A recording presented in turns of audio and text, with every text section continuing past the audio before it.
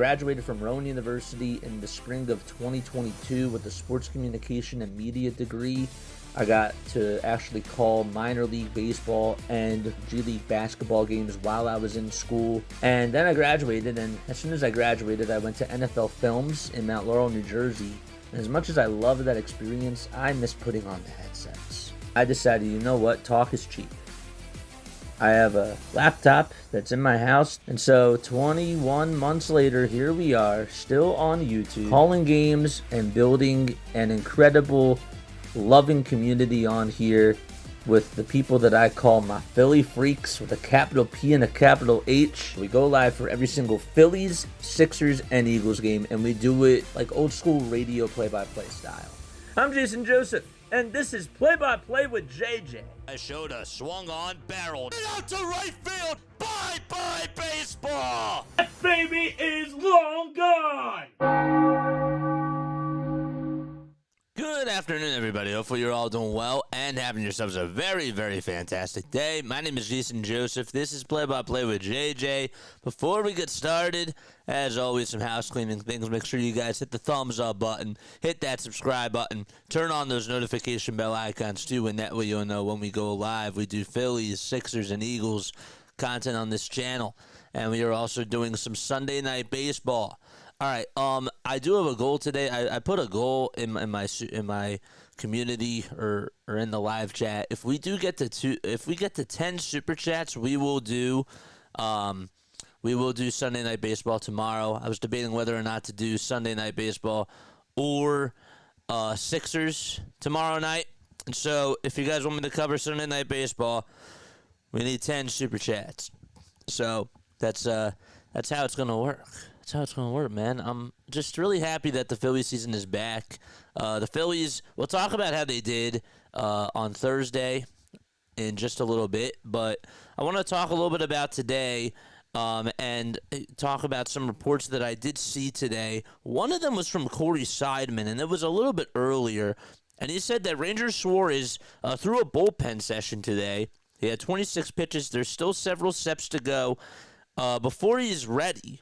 Before he would be ready for a rehab assignment. Wes Wilson did take batting practice also on the field today for the first time since straining his oblique 5 weeks ago. So that could be a mid-April rehab assignment if all does go well. And these are two guys that have sort of been, on the Phillies' back burner. I don't want to say the back burner, but they have not played, and they've been on the injured list. They've been put on the shelf. That was the term that I was looking for. And so that is good that we've been hearing some reports about how their progress has been. Ranger Suarez, we're hoping that he can come back soon. We know that the back has really been bothering him over these last 3 years or so. And so I'm interested to see how they continue to monitor his pitches and what his rehab program looks like moving forward, and we shall see. It should be very interesting for sure. Rob did say, also according to Lachlan Marsh, who covers the Philadelphia Phillies through the Philadelphia Inquirer, she also said that, Rob said that, quote, the report was really good. The velocity was also really good.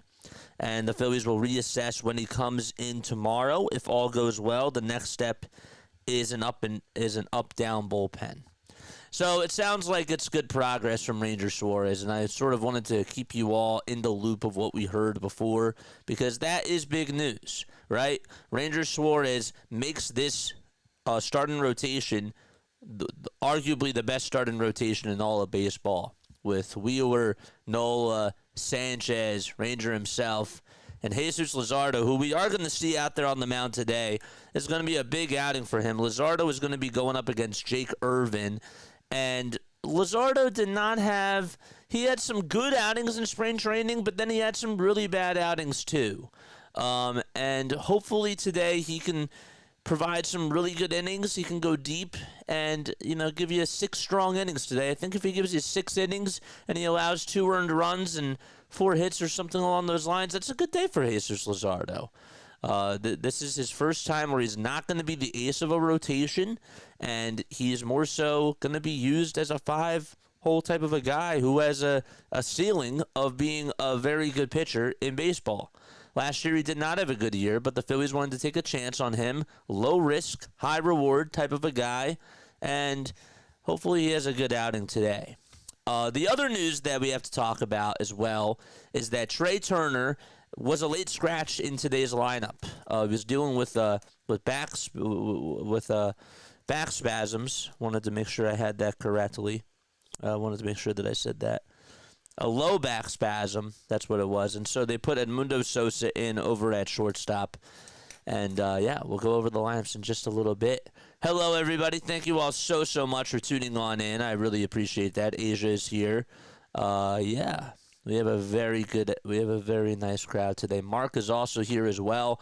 We're going to do something a little bit different today, okay? I want to try to see if we can implement this during the season.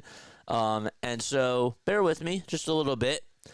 So if you guys did not get to watch the first game of the season, well, this is what we're going to do. We are going to do a recap of what happened. So enjoy this right now. Where is it? Okay. All right. Well, the Phillies, they had an interesting day out at Nationals Park for sure to start off the regular season. And they got the W at the end of the day. But it wasn't all rosy. But we do have highlights from Game 1 that I did want to play for you all. Zach Wheeler did get the start on the bump and ended up facing Mackenzie Gore. It was a pitching duel between the both pitchers, but every time Zach was called out there on the mound, he stepped right onto the hill, and he just quieted the Washington Nationals. 3-2 pitch. Swing and a miss. He struck him out. 1-2 pitch on the way. Swing and a miss. Another strikeout by Wheeler. 0-2 pitch on the way. Another swing and a miss. 4 strikeouts by Wheeler. Keep racking them up, baby. The 1-2 pitch on the way. Swing and a miss. Got him anyways. And he strikes out the side. 2-2 delivery on the way. And there's a called strike 3. And the 1-2 delivery on the way. Swing and a miss. 7 strikeouts for Wheeler. Wheeler was absolutely magnificent, and he mowed down hitters left and right. 6 innings, 2 hits, 8 strikeouts, 2 walks also allowed. Keibert Ruiz was the only one who was able to sort of just have his number throughout the day. He had a single that was back in the 3rd, and then in the 5th inning, he ended up doing a little bit of damage. 2 balls, 2 strikes. The payoff pitch from Wheeler on the way, and there's a fly ball hit out over towards deep right field. It's carrying, it's going back towards the track, and into the bullpen it goes. And so Keibert Ruiz puts up a very good professional at-bat against Zach Wheeler and puts the Nationals on the board 1-0. And the pitch, to be honest with you, was not even a bad pitch. It was inside. And it was a little bit inside. But that's how they got on the board 1-0. The Phillies offense, on the other hand, was just absolutely frigid against Mackenzie Gore, who actually ended up striking out 13 Phillies batters in just 6 innings. It was ridiculous, and only surrendered 1 hit, no walks, no runs. But once Dave Martinez pulled him, it was jailbreak time for the Philadelphia Phillies, as they were able to come on the board in the top of the 7th, and the party did start with Bryce Harper. 1 out, and the pitch to Bryce. In the air. Hit out over towards deep right center field. It's carrying. It's going back towards the track. Tie game! Bryce Harper ties this baby up!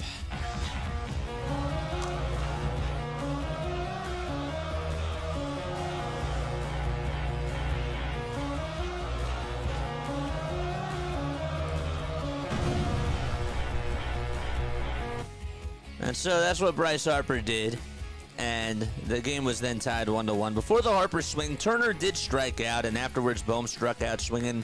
But then with 2 outs and no one on, Schwarber got a hold of a sinker, and it just barely went over the fences. But it did go on out. Schwarber, fly ball, hit out over towards right field. It's carrying, it's going back over towards the track, and it goes over the fence. 2-1 as Schwarber launches a bomb out to right.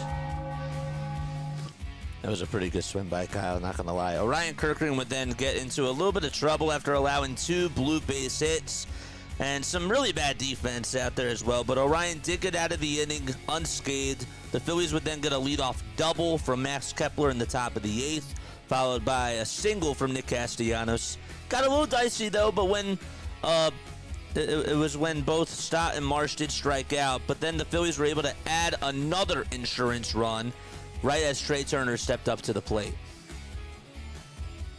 1-0 pitch, and that's going to get away from the catcher, and a run's going to score, and the Phillies take the lead 3-1. They add on to their lead, and Kepler is able to score. And going over to second base right now for the Phillies is Nick Castellanos. That's how we get a run, so we'll take that. That would be the Phillies' lone run of the inning, and you thought maybe it would be smooth sailing from there on out. Unfortunately, that was not the case. Jordan Romano would make his Phillies debut, and he would then walk Dylan Cruz, and then he hit Jacob Young with no one out. And they would do a double steal, and the Nats would end up cutting the deficit 3-2. Romano gets set the belts, kicks, delivers, ground ball, hit over towards first base. Harper tags first base, and a run will score. So it is an RBI ground out. The runner from second does go on over to third, and it's now 3-2 Phillies. So that would make it 3-2. Romano did get a huge strikeout versus James Wood, but the damage was not done. Okay, Luis Garcia Jr. did have a huge at-bat and pretty much just said, hold on 1 second, Philadelphia, and he tied the knot. Romano with 23 pitches in this inning. Can he get out of the jam? The 2-2 pitch. Line drive. Hit out over towards center field. Marsh is on the run. He can't make the catch, and this game is tied. It's an RBI single, and it's back to a brand new ball game. 3-3 in the bottom of the 8th as Garcia gets it off the end of the bat, sends it out to center, and makes good contact with the baseball. So Romano got tied up a little bit, but the good news was that he was actually able to get Josh Bell to ground out to second, and the 8th inning finally did come to an end. The Phillies did have a huge opportunity to get the lead back in the 9th inning with bases loaded and with 2 outs, as the Nationals closer Kyle Finnegan did step on in.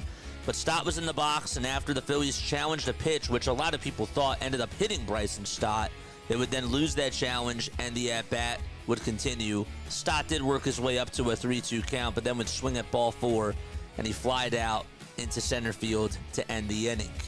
Still knotted up, though, 3-3. The Nationals had a chance to walk it off in the bottom of the 9th. But Jose Alvarado, man, who had an unbelievable spring training, was lights out in that 9th inning, and he threw a ton of gas. We're in the bottom of the 9th. Alvarado gonna pitch.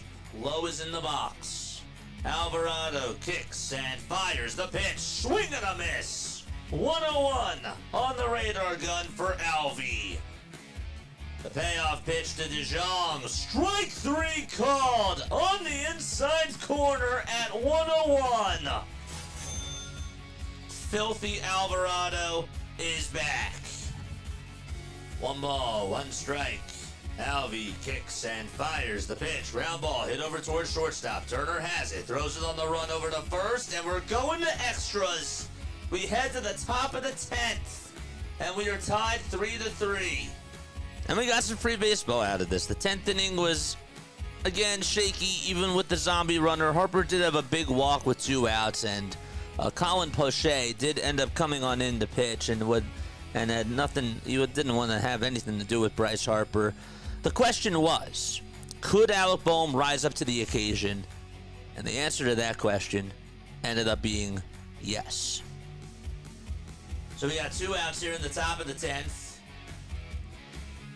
And 2 runners on. Bohm is in the box. The pitch to Bohm. Line drive. Hit out to left center field. And that's going to go all the way over towards the wall. Stott will score. Harper's rounding third. And he will come in to score as well. Alec Bohm with a 2-run double.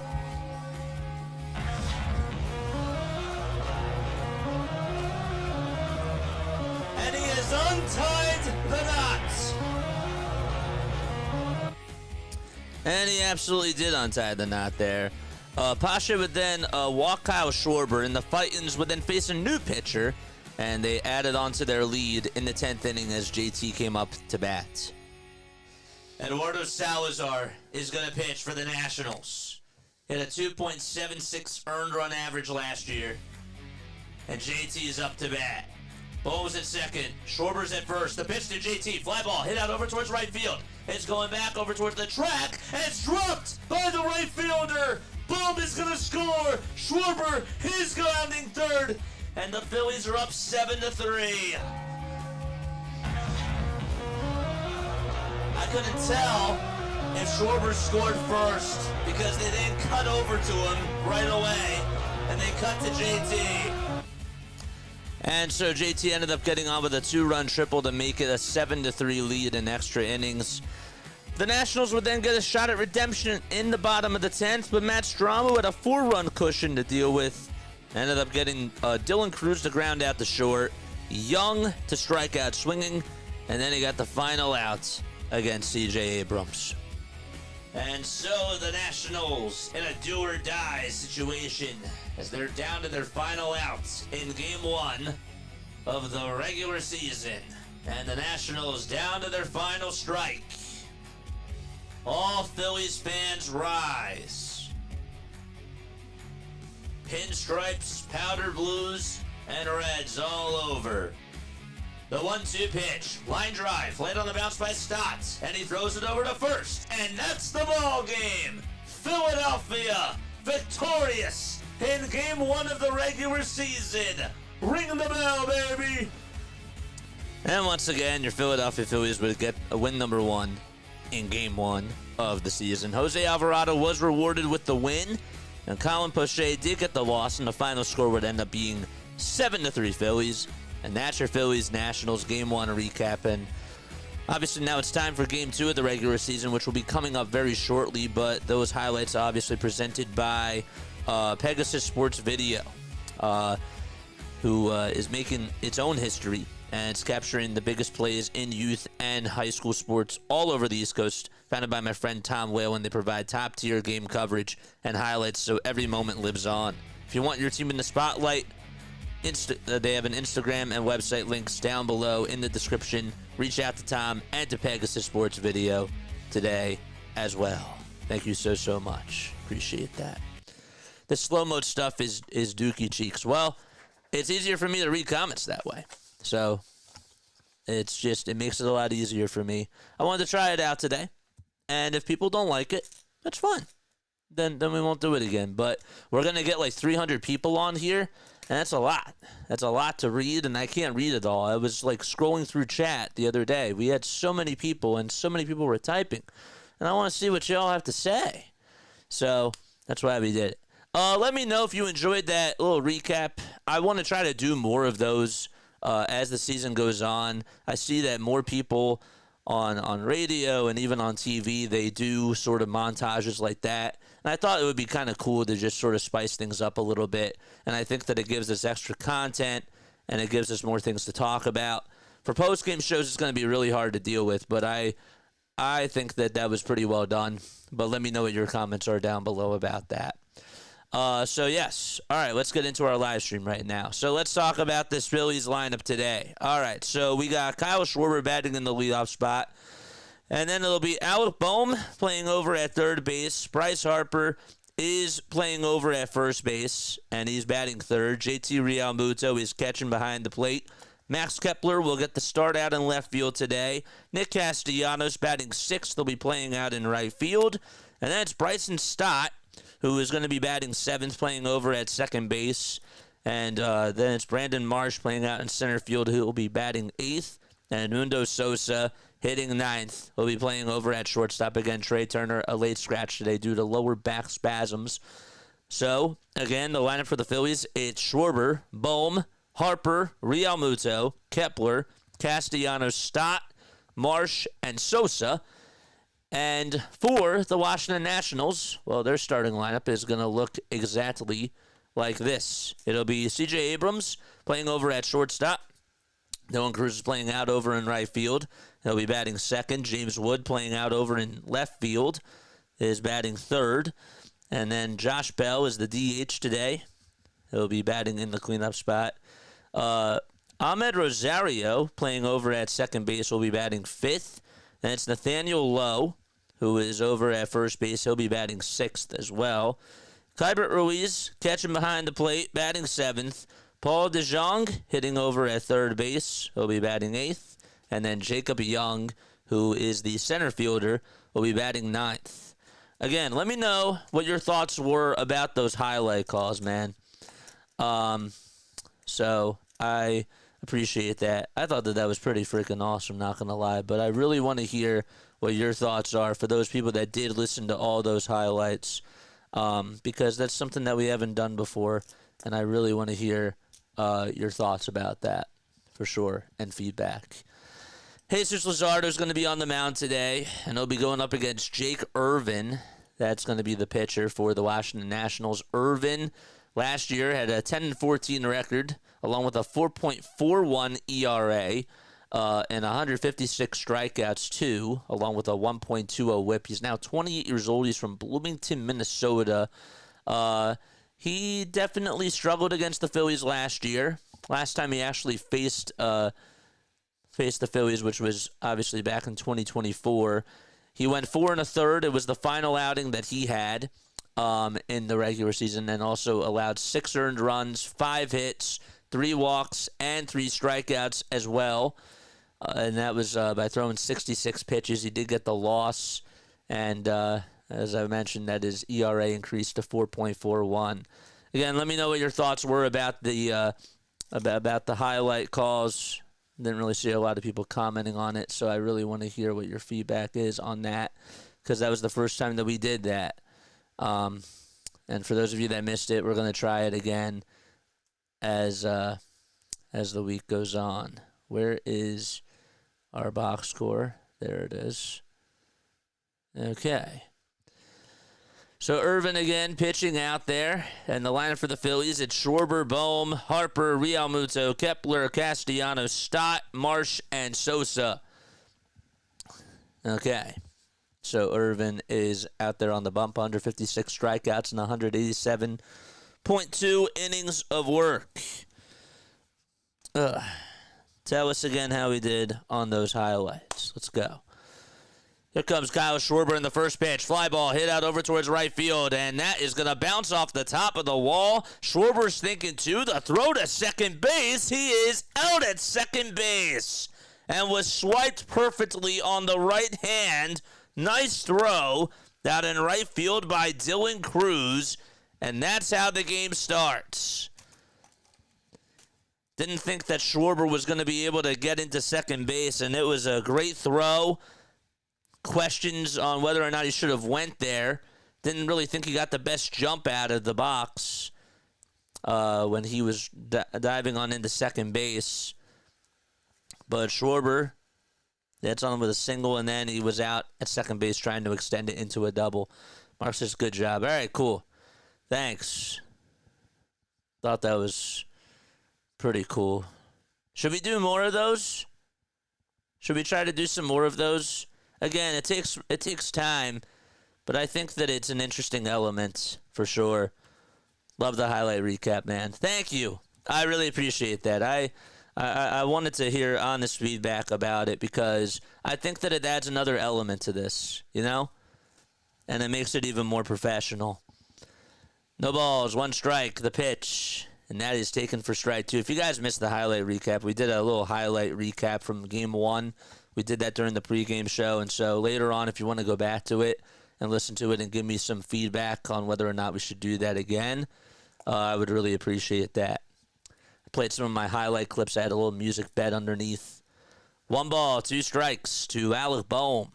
Irvin kicks and fires the pitch, and that's fouled back over towards the screen. We're trying something a little bit different in the chat today because it's so hard for me to just read all your comments, so I wanted to sort of slow it down a little bit because we have a lot of people that comment on here. All right, the 1-2 pitch, and that is a bouncer that's foul towards the third base side.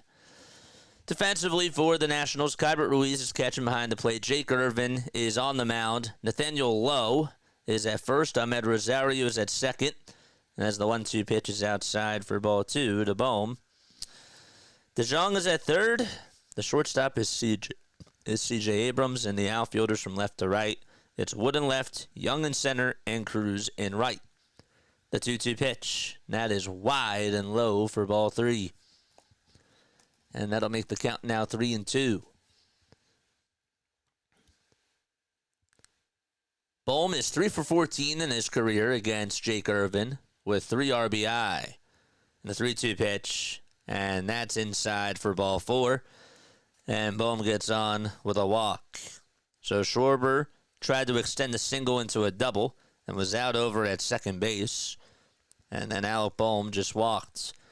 Thought I was feeling a little slow. Yeah, we're trying something different. And if you guys could replay that to everybody else in the chat, why is there a little bit of a slow timer here? Because it's hard for me to read all these comments, man. And I got to slow it down a little bit. And I don't want to miss some of these people's comments, you know. The more people we get, it's going to be harder. The pitch, and that's taken for a strike to Bryce Harper. No balls, 1 strike. And the pitch, and that's taken down for a ball.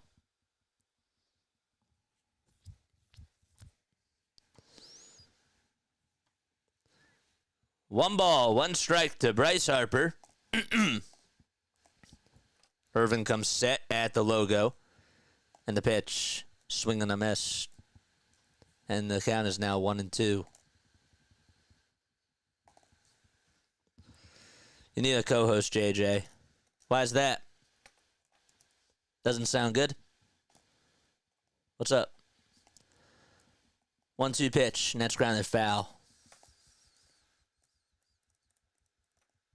We get the hint, JJ.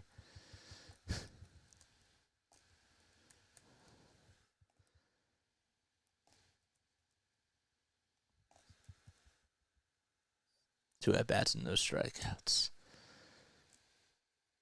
The 1-2 pitch to Bryce Harper. It's popped up, hit out over towards left field. And it's going to be caught for out number 2 by James Wood.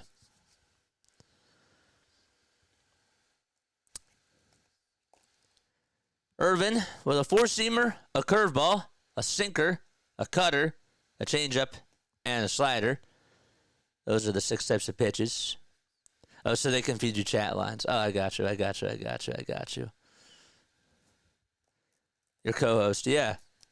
Anybody want to do it? I don't have a studio.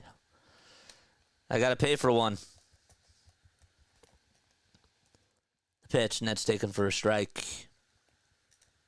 I don't have the money for that. It's not in my budget. No balls, 1 strike. And the pitch, and that's outside for a ball. So I'm stuck doing 7 jobs.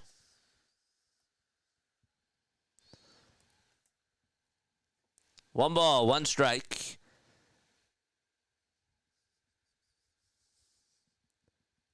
Two outs, top of the first. And the pitch. And that's outside for ball 1. So Schwarber was out at second trying to extend the single into a double. And then Bohm got on with a walk. And Harper popped out to left on a 1-2 pitch. And the pitch. That's outside for ball 2. Yeah, I know. I don't have the funds for it. I don't. It's a lot of money. 2 balls, 2 strikes, 2 outs, and the pitch. It's popped up, hit out over towards shallow right field. Who's going to get it? It'll be the right fielder. And there is out number 3. And so the inning is over.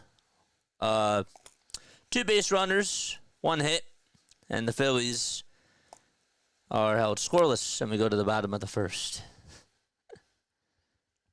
Okay. Let's go.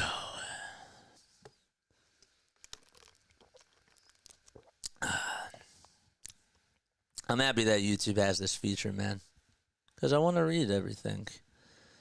Let's go, Phillies. Let's go, JJ. What's going on, man? How are you? What's going on? We're going to the bottom of the first. Nationals are coming up to bat. Again, for those of you that didn't tune into the little highlight reel earlier that I did during the pregame show, if you could go back to that, like sometime, could be after the stream, I would really appreciate it because I really want to hear your feedback on it. Maybe what I'll do is I'll post a video about it. But I really want to hear like your actual thoughts because, yeah, sure. Would I love a producer? Absolutely. But I got to pay for that. That comes out of my pocket, man. And they got to be here in person. They can't just do it online. Like, it's a lot easier said than done. I gotta pay for other things too. You know? And as we get more equipment, as we get more stuff, then sure, it's going to get easier. But I'm just saying that it's hard. It's really hard. And I gotta do it like this. You know? I know I need a producer. Abrams is going to be leading things off. Then Dylan Cruz playing out in right field. James Wood is out in left field. He'll be batting third. Josh Bell's the DH. He'll be batting in the cleanup spot.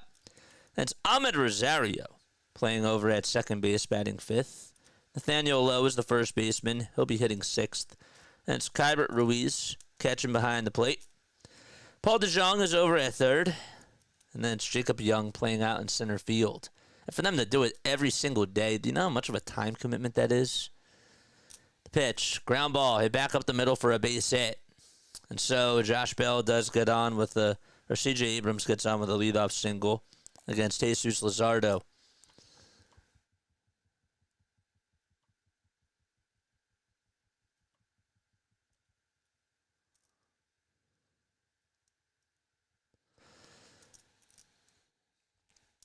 So there's a leadoff single by C.J. Abrams, and Dylan Cruz is going to be coming on up to bat in the pitch, and that's taken down low.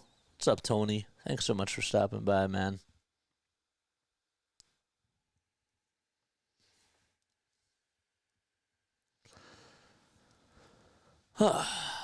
One ball, no strikes. Luzardo kicks and fires, and the pitch is inside and low for a ball. Got 85 people tuning on in. Thank you all so much. We're still live, right?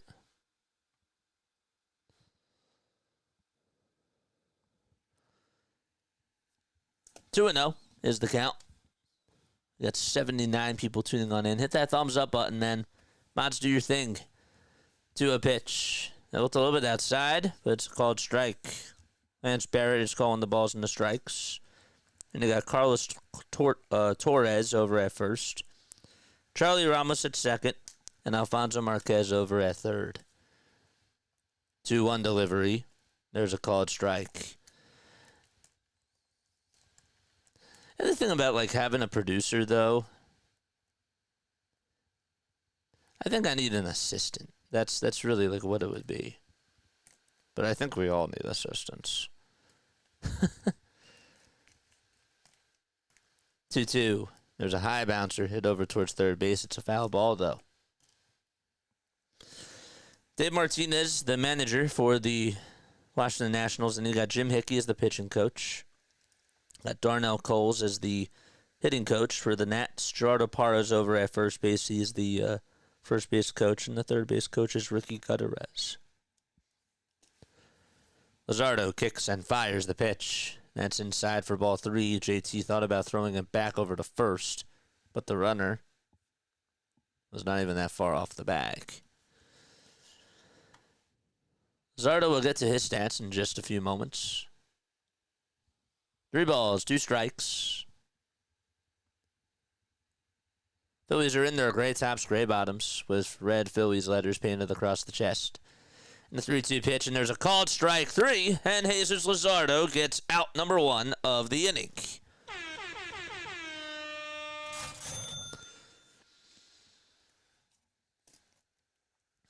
So there's a strikeout, and it was to Dylan Cruz. That reached 98 miles per hour on the inside corner, and it was a pretty good pitch. So now it's James Wood, who will step on into the batter's box. White batting gloves. Bat above his shoulder. And the pitch is low and away for a ball. 110 people tuning on in. Make sure you guys hit the thumbs up button. Sit back, relax, and enjoy the game. We go live for every single Phillies, Sixers, and Eagles game. We'll also do Sunday Night Baseball tomorrow. If we do get up to 10 Super Chats today, we'll do it over the Sixers game tomorrow night. The pitch. Now it's a 1-ball, 1-strike count.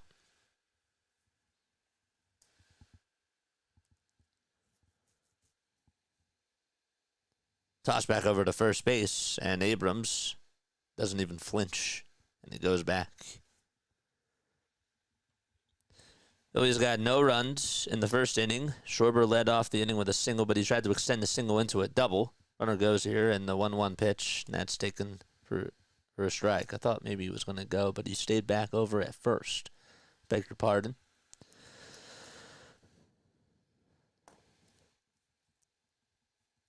Luzardo lifetime against the Nats, 1-3 in 7 games. He'll look back at first. Now back to the plate, and the 1-2 is dribbled foul.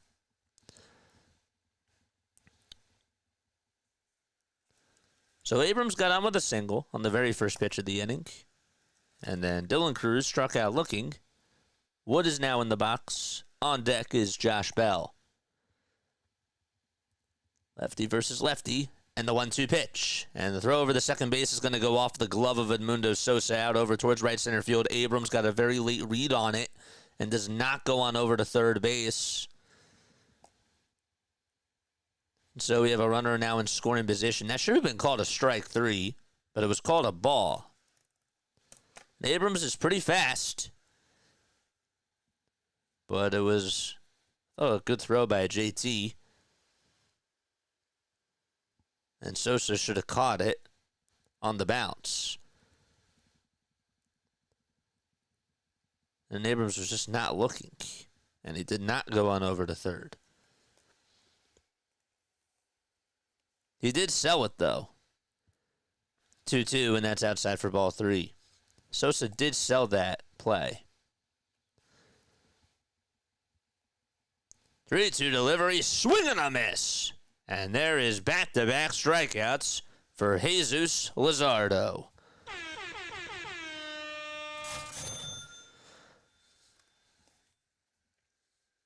So Josh Bell is coming on up to the plate with a runner on over at second base.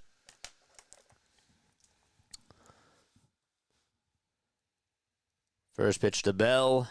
And it's a changeup at 88 miles per hour at the kneecaps for strike 1.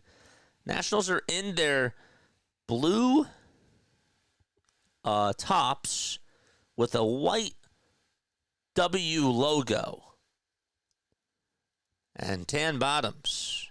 Toss back over to second base as Abrams was off the bag, but he dives back in there safely.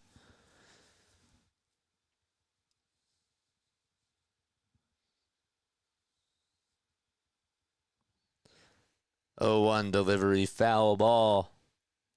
Tip back over towards the screen.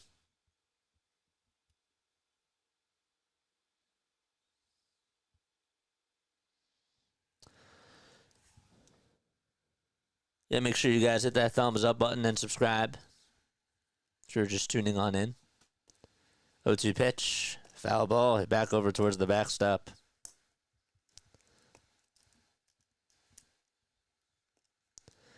Nothing in 2 is the count. We go live for Phillies, Sixers, and Eagles games.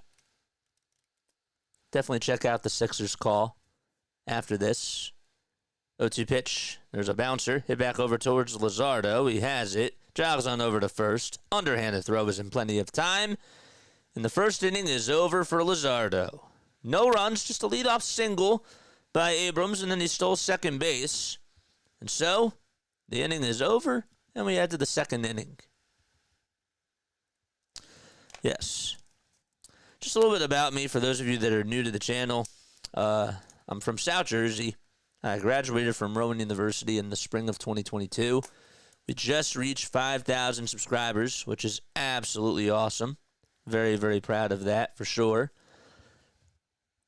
But hit that thumbs up button. I did, it was a radio, TV, film major at first, and then I switched into sports communication and media. And I interned at NFL Films after I graduated from college. And while I was in college, I got to call games for the Blue Rocks, the Wilmington Blue Rocks, who are the high A affiliate of the Washington Nationals. And then I also did some stuff with the Delaware Bluecoats, got to call games for them too on the radio. They're the G League affiliate of the Philadelphia 76ers. I love doing this. I do. What really got me started by doing this was I went back to Rowan for a networking event, and I got to meet Scott Fransky, who's the Phillies radio play-by-play announcer. And I talked to him afterwards, like I usually do. I always like to stay after and talk to people and introduce myself, but also get to know them a little bit more, that type of a thing. And so he was the one that sort of got the bug in me to do this because he told me that I need reps. He told me that if you want to make it in the business, you got to get consistency, right? You got to get reps at it. And so I thought at first by doing this channel, this would be a really cool way to get reps in. We don't show the game. We don't do that, but we practice a radio type of play-by-play call. And then as we've continued to do this, I've realized, well, this is a really good way to just not only get a foot in the door, but also to create my own brand out of it because I'm putting my own twist on it. And so this is sort of how the streaming world is going to be. The media landscape is changing constantly every single day. So we thought, well, maybe this is it. No balls, one strike to Max Kepler as we start off the top of the second. And the pitch, ground ball, rolled over towards the right side. Rosario does have it, gobbles it up, and throws it on over to first for out number one.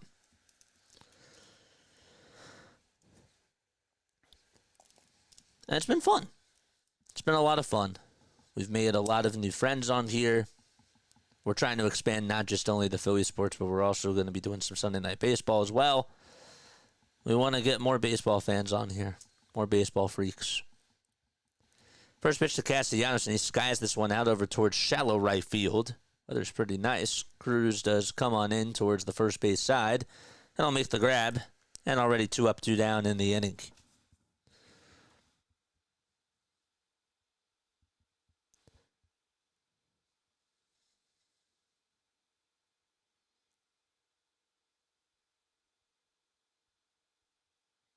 What's going on, man? Been here since day one. Yes, sir. The pitch. There's a four-seamer that looked a little bit outside, but it's a called strike anyways. 110 people tuning on in, 49 likes. Let's get to the 300 mark. 0-1 is the count to Bryson Stott.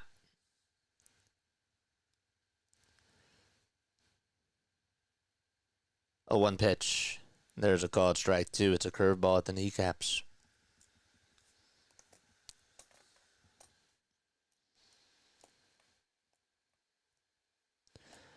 Irvin on the bump. Throws the 0-2 wide and high. Phillies money line right now is at it's at minus 130. The over-under is at 7.5 runs. 1-2 delivery, the stop, and he shoots it foul. Turner again a late scratch today, dealing with lower back spasms. 1 ball, 2 strikes. Irvin comes set and fires the pitch. That's down for ball 2. Stott laid off the curve. Did a pretty good job there.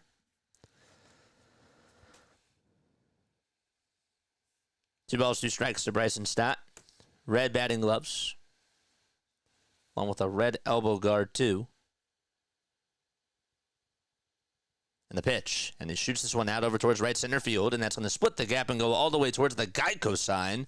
And Stott's going to jog on over to second base as he gets in with a stand-up double with 2 outs here in the top of the second. Had a good swing to it as well. He battled back. The count was 0-2. Then he laid off a nice curveball. And then got a pitch that was hanging. It was a four-seamer right down the middle of the plate on the sixth pitch of the at-bat. And took it for a ride out over towards center. So he's on over at second base with a 2-out double.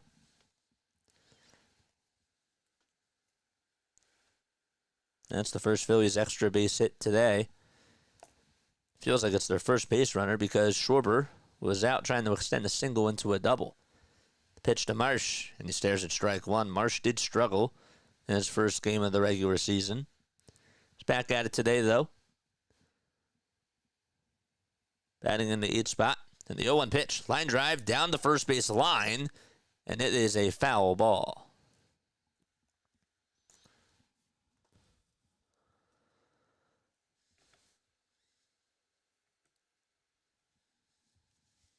Nothing in 2 is the count.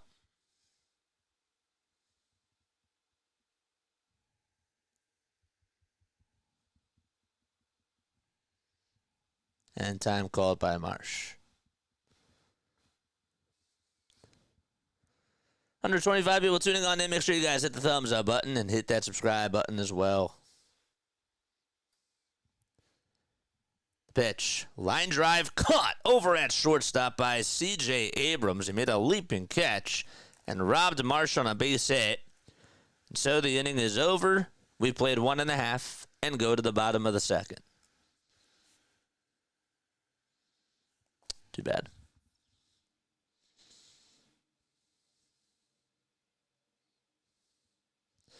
John says you've been doing great. Thank you, man. I really appreciate that.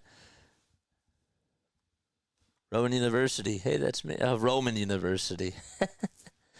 Yeah. I'm not bad, man. I'm not bad for taking your comment or for sounding, like I was a little bit thrown off by it. I apologize. I've had a weird couple of days, just been doing a lot of work. Stayed up last night. Did a lot. But, this is what happens when you start your own thing. And I'm very lucky. I'm very, very fortunate. Don't get me wrong. Do not get it twisted. But I've been putting in my heart and soul into this. And I have to. I don't have the funds to pay for, a producer yet. I would love to. Down the line, of course. Would love to get an assistant. But it's a lot. What's up, Starkey? How are you doing, my friend? What's going on? I want Stott to do well to move up in the order. And again, there is a little delay today. I wanted to put it on just because, again, I think it's easier to read people's chats. I hope it doesn't turn people off. But I really wanted to try it because when you're in my shoes, guys, and you're trying to read everybody's chat, plus you're trying to call the game, it's a lot. It's really a lot of work. So, just wanted to slow it down today and see how it went. I did only 10 seconds. I didn't even do 30. The pitch, and there's a foul ball. Hit back over towards the screen. I don't read everybody's comments anyways, but I'm just hoping that's not a bit turn off. But you gotta try it. The ball is 1 strike. Luzardo back out there on the bump. The 0-1 pitch. And that's thrown on the outside edge. For strike 2. The pitch. Wide for ball 1. 5, 6, and 7 do up in the batting order. It's Rosario, Lowe, and Ruiz for the Nats. Luzardo kicks and fires. It's a ground ball hit over towards third base. Backhanded by Bohm. The throw over to first. Off the line. And Harper had to come on in towards his right side. And he did. He dodged it. And Ahmed Rosario, they're going to roll it as an infield single. Bohm had a good effort there.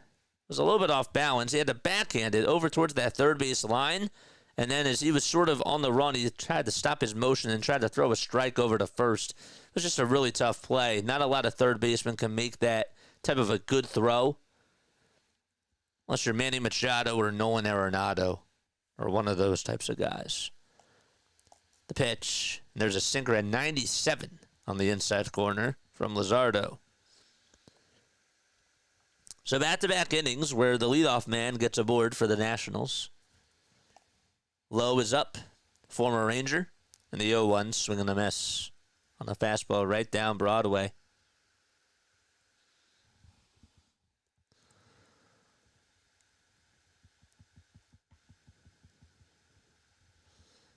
Falco says, I just did something very stupid while making dinner on Twitch. I poured out applesauce for my dessert and sprinkled Cajun seasoning over it. I immediately threw it out. Oh, gosh. Ugh. 0-1, foul ball. Starkey, comment your link down below. And thank you so much to our new subscribers. 0-2 pitch. It's a breaking ball that's in the dirt. And it's a little bit outside as well for a ball.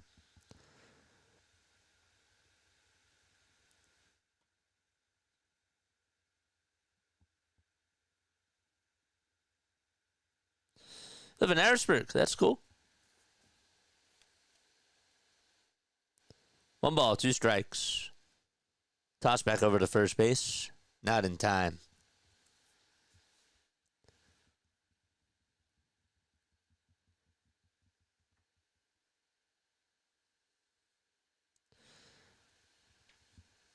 The windup and the pitch on the way. Swing and a miss. Another strikeout by Jesus Luzardo.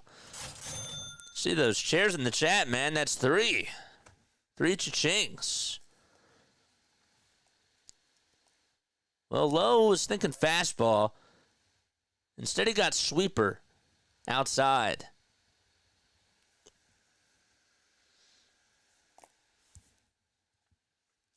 Luzardo gets set the belt and throws the first pitch way off the plate. We need 44 more subs in order for us to get to 5,100 subscribers. It's Keibert Ruiz who's up to bat. Went 2 for 4 in Thursday's game. And the pitch, and that is swung on and lifted out over towards deep left field. And into the bullpen it goes, and it's a 2-0 lead as Keibert Ruiz picks up right where he left off. It goes 414 feet, and Luzardo throws a mistake, and the Nationals are on the board.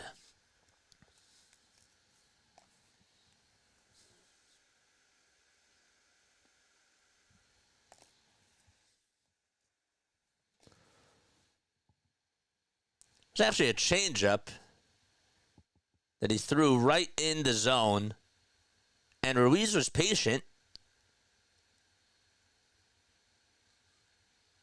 and belted it. Just continues to destroy the Phillies.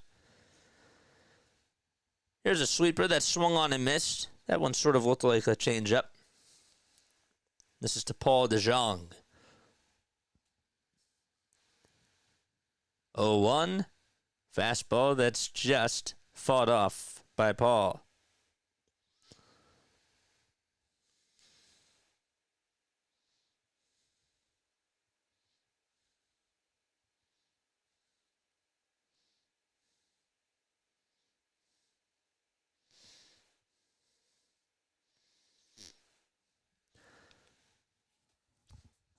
One ball, 2 strikes.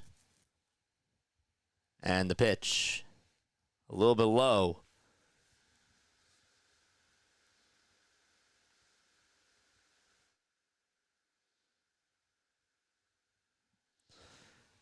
Two balls, 2 strikes.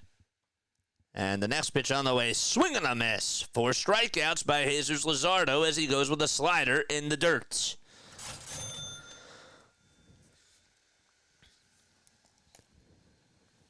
That slider was running inside.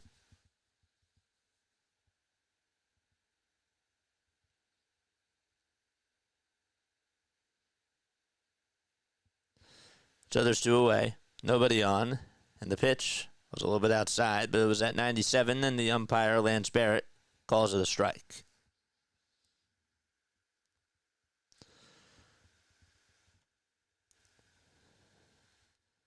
Oh, 1. That's in the dirt for a ball.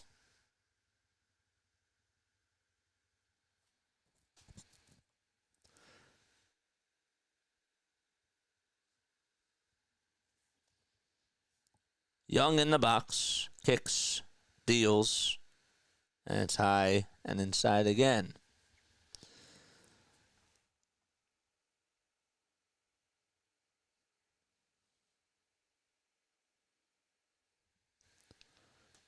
The pitch, downstairs.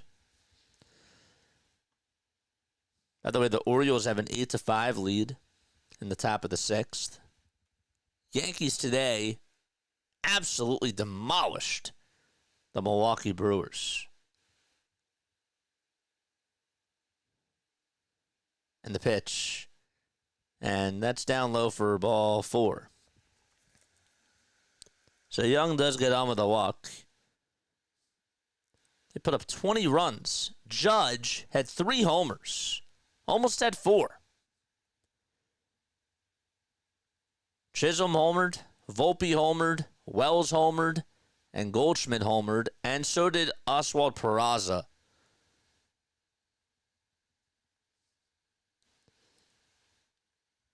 (20-9) final score.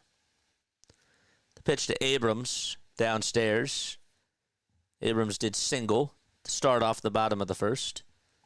And the 1-0 delivery is on the inside corner for a called strike.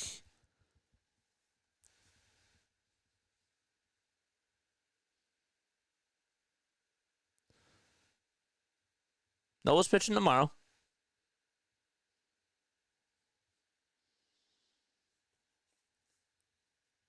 One ball, one strike, 2 outs, bottom of the second.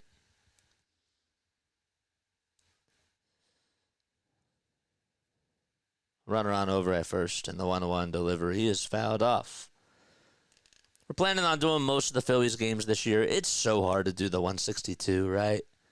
Because of holidays and, you gotta, it's every day. It's hard. I want to have a family life as I do this. And the 1-2 delivery is swung on and missed. And so Luzardo gets another strikeout. That's 5 for him. He does strike out the side. However, Keibert Ruiz does hit a 2-run homer and puts the Nationals up 2-0 as we head to the 3rd inning.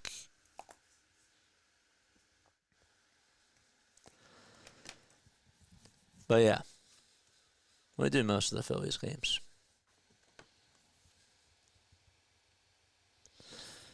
These are the Nationals' City Connect uniforms for today's game that they are wearing.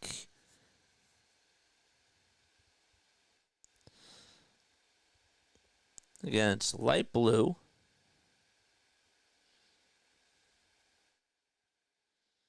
They're interesting.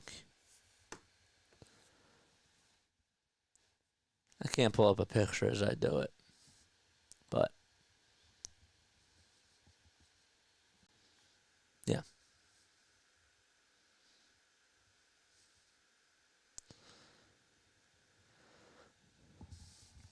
So in case you are just tuning on in, the Nationals lead 2-0 off of Jesus Luzardo, who just threw one hiccup, and it was just the 2-run homer. It was a changeup that Ruiz just absolutely scorched out over towards left.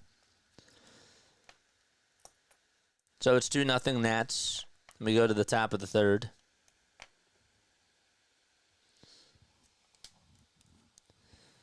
We have 139 people on here, 64 likes. Let's change that. Let's get to 200, or let's get to 300. That's our goal. And chat,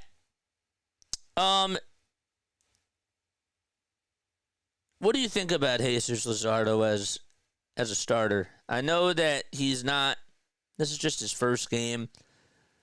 I saw a comment that he's now Taiwan Walker 2.0.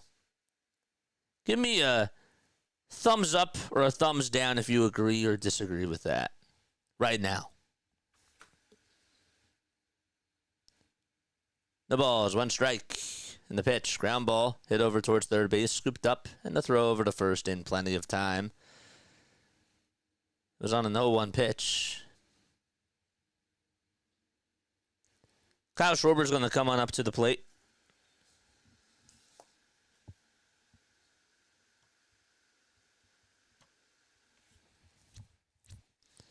Eagle says disagree.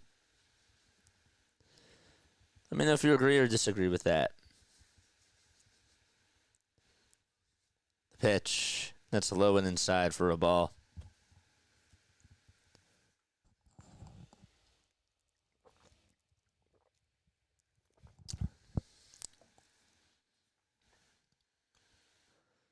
We do Phillies, Sixers, and Eagles games. And the 1-0 pitch. That's inside and low for ball 2.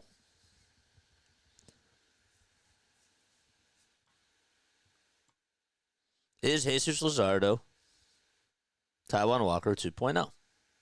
Let me know if you agree or disagree, because we had a comment that just came a little bit ago that said yes, he is. So I want to know if you agree or disagree with that. As of now, 3-0 pitch. There's a called strike. It's a four-seamer on the inside corner.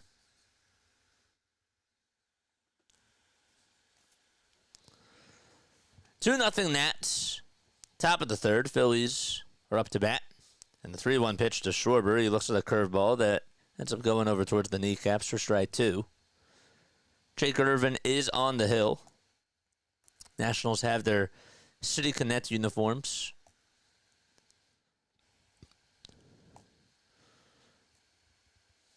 3-2 is the count. And a big payoff pitch coming up. Here it is to Schwarber. Swing and a miss as he gets down on one knee, and he strikes out on the curveball that goes back into the same spot, same velocity as the previous pitch. So back-to-back strikeouts. I was thinking he was going to go curveball. Got 136 people tuning on in. Let's get that like number up, man. Pitch on the way, and that's outside for ball 1 to Alec Bohm. Let's go, baby. Charge! Irvin kicks, deals, throws it outside, and the count is 2-0.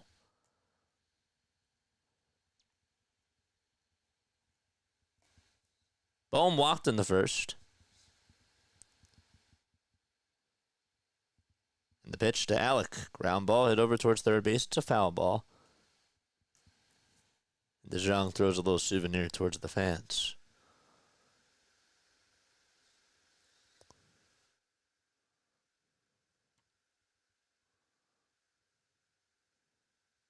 I'm with you, Larry. Bohm had that big 2-run double to put the Phillies up 5-3 in the 10th inning of Game 1.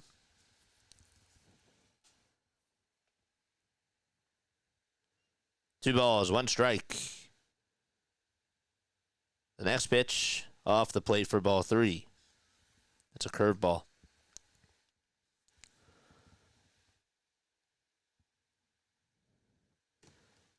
Alec's now 28 years old. He'll be 29 in August. Time called. And Bohm will step out of the box. And we have time called by the catcher as well, Ruiz. So I'll have a conversation with Irvin.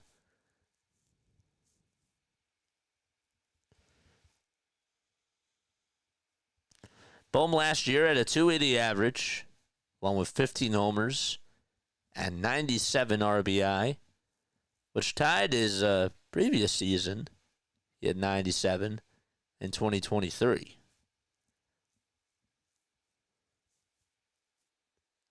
Three-one to Bohm, swing and a miss. They went with a curveball. It's just a bit outside, not by much. But Irvin back in the count. It's a full count.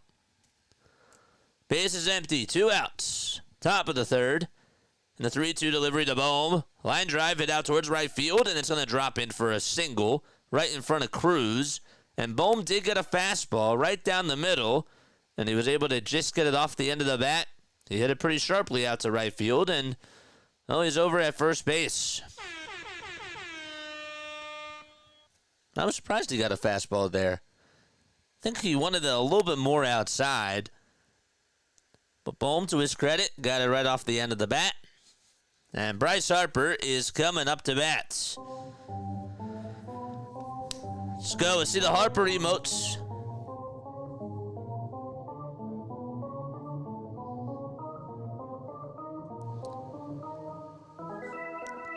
George! The pitch. Swing and a miss. Harper flied out in the first. Really should have just been called a pop out. 0-1 pitch. Outside and low for ball one. 1 ball, 1 strike. Bohm does lead off over at first. Irvin comes set at the letters, and the 1-1 pitch. Ground ball hit over towards the right side. Second baseman gobbles it up, throws it on over to first. They played Harper to pull, and that was the right move. And Harper grounds out to end the inning. So, no runs, just a 2-out single by Bohm. And that's all she wrote here in the top of the third. We head to the bottom of the third. 43 more subs for us to get to 5,100.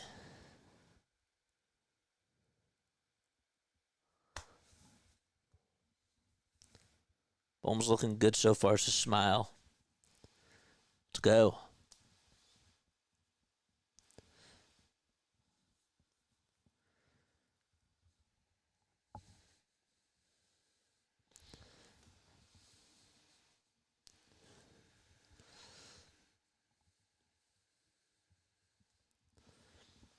Should we get rid of the 10-second delay? Just out of curiosity. Should we get rid of it? I wanted to try it. I know that when we get more people on here, it's going to be tough.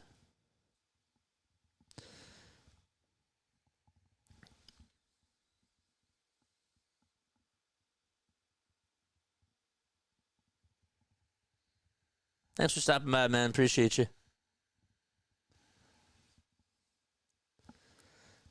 Mark says no.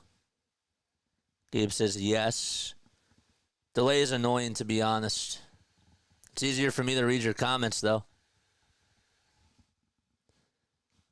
Larry says it isn't bothering me at all. Okay.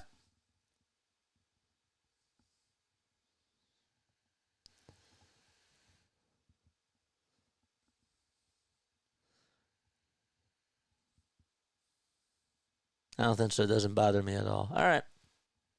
I'll leave it run. Our soccer says no. Okay. All right. We'll keep it going.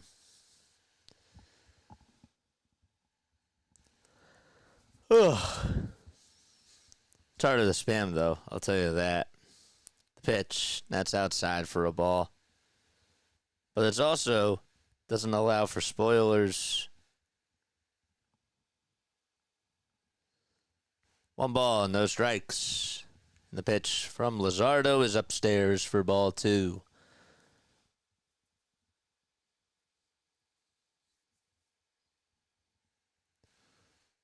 Two-0 pitch. Swing and a miss. It's making me shut up and listen more. It's probably a good thing. 2-0 Nats. The next pitch is fouled off.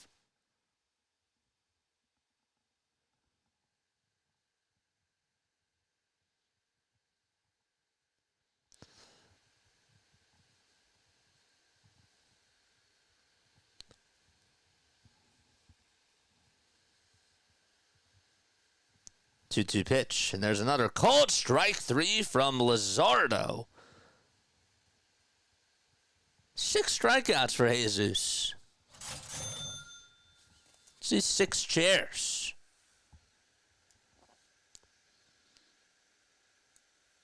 That's the second time today that Cruz has gone down looking.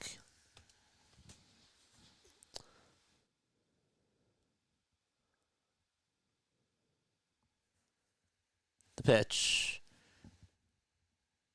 There's another called strike. No balls, 1 strike. And the pitch That's taken inside for a ball.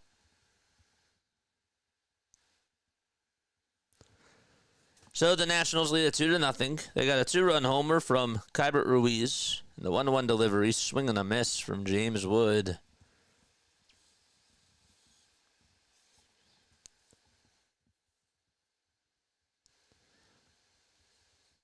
Five seconds left on the pitch clock. And the 1-2 is up high, and it bounces off the glove of JT. And hits the net.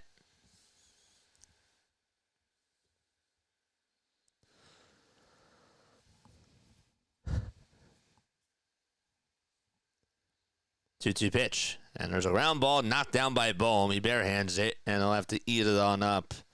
It was a rocket hit over to Bohm, but he just could not field it cleanly.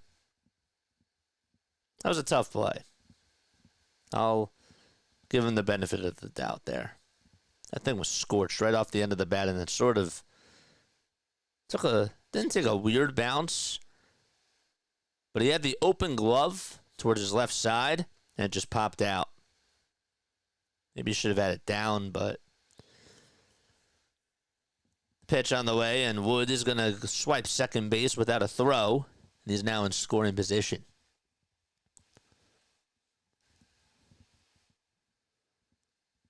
The ball is one strike, and the pitch to Josh Bell is swung on and missed. Hit that subscribe button, man. We need 42 more subs for us to get to 5,100. Let's get there. Let's do it.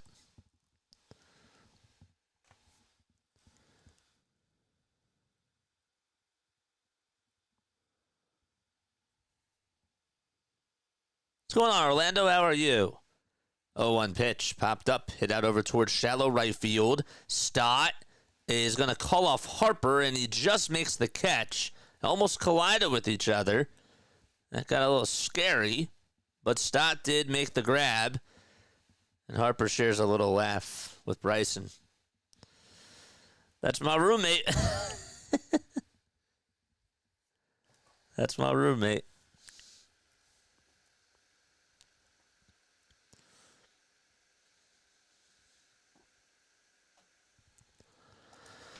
Two nothing Nationals.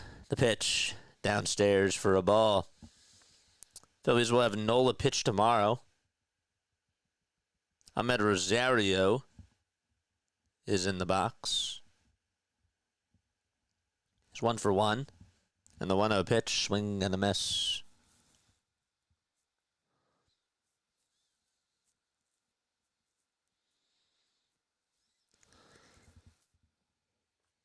Mookie was out with an illness. 1-1. That's inside for ball two, but he finally came back from the illness. He had the illness for like 3 weeks. It was a really, really bad sickness. 2-1 offering. There's a fly ball hit out over towards left field. It's playable, and Kepler's there to track it down just shy of the track, and the catch is made. And there is out number 3. So we played 3 innings, and we head to the 4th. Okay. Going to the top of the 4th, baby.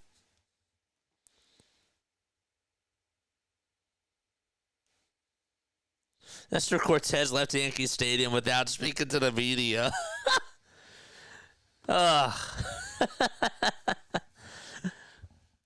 Nestor was pitching for Milwaukee today.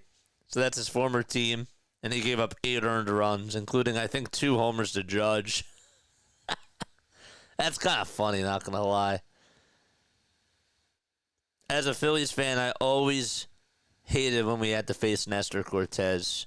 He's just one of those annoying pitchers that, just has a very weird windup, a very weird delivery, but also when he gets fired up after a strikeout, it's just, you obviously want that on your team, but when you're facing that type of thing, ew. Ew. It's not what I want.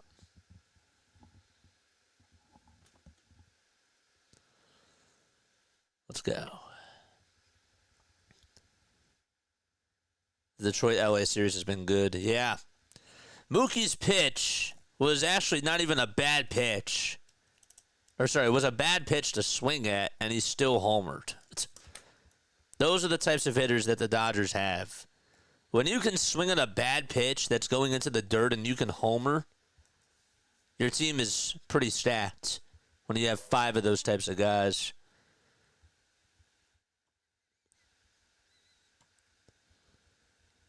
He was their number 1 because Alcantara was hurt last year for the whole season.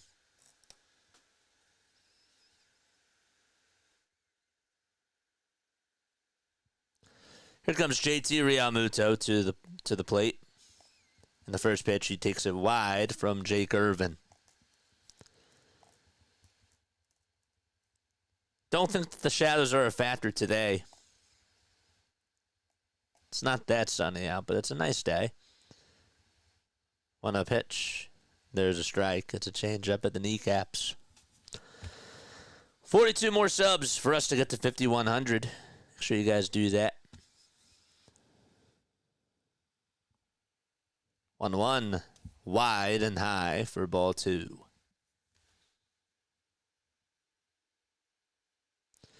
We got Sixers after this. They play at 7:30. So we probably won't have time to do a post-game show. But stay on for that. 2-1, and that's down low for ball 3. Know that the Sixers stink, but if you guys enjoy me calling these types of games, I do encourage you all to tune into the way that we call basketball. It's fun. It really is. It's a lot of fun. 3-1. That's on the inside corner for strike 2, and JT said to Lance 3-2. Yes. Realmuto hitting .500 lifetime against Jake Irvin. He's gone 5 for 10. 40 more till we get to 5,100. Keep the subs coming. 3-2 pitch to JT. Ground ball. Trapped over towards the third base side. Throw over to first base, and JT is out.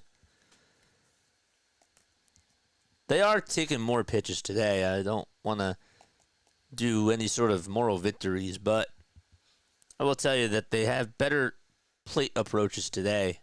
Much better plate discipline overall.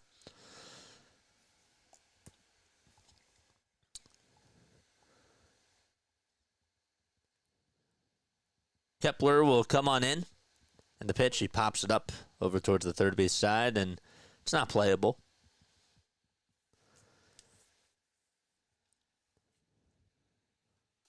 The ball is 1 strike.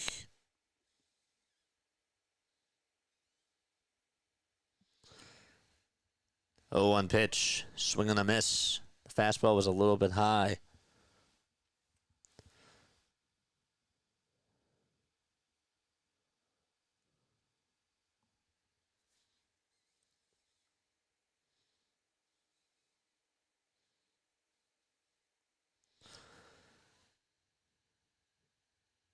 O2, upstairs.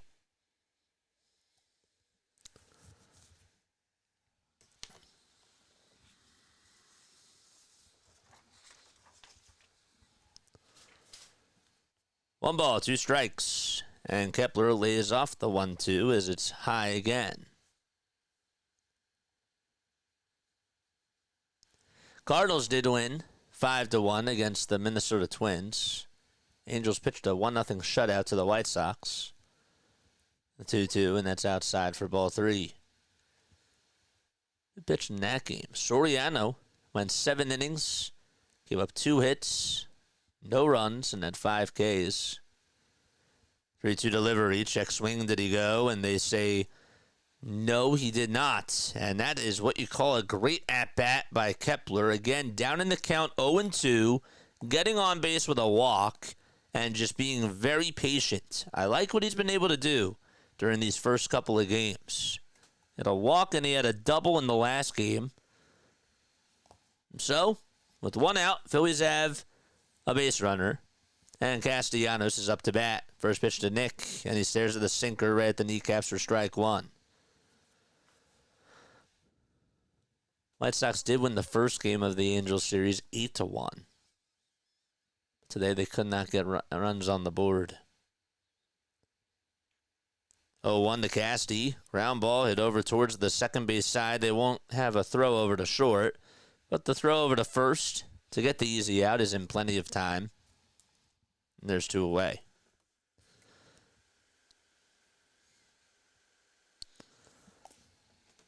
And Stott is going to come on up to the plate.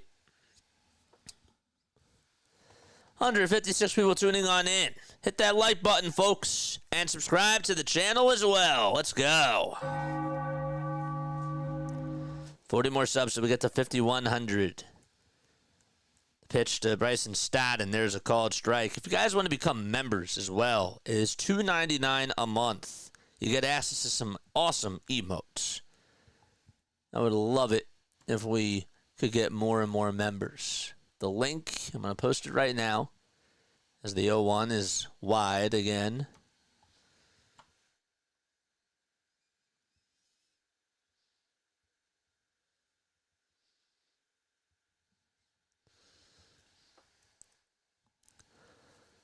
One ball, one strike. And the pitch to Stott is down for a ball. Almost got away from Ruiz. Actually did, but not too far.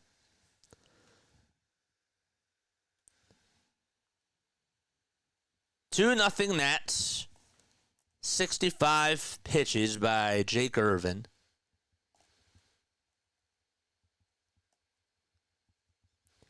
A base hit could cut the deficit in half. The 2-1 offering to Stott. And there's a line drive foul ball towards the right field side.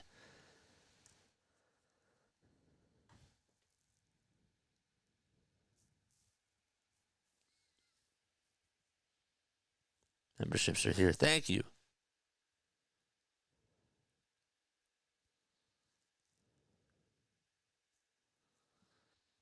Kepler in scoring position. 2 outs. And time called.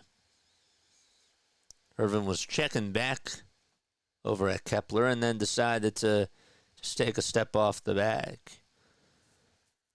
Get into his head.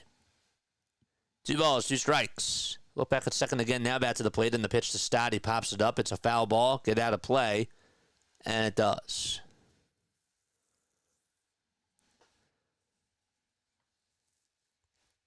If you enjoy our play-by-plays, hit that thumbs up button. Subscribe to the channel. And also, feel free to become a member. Super chats go all the way to the top, folks.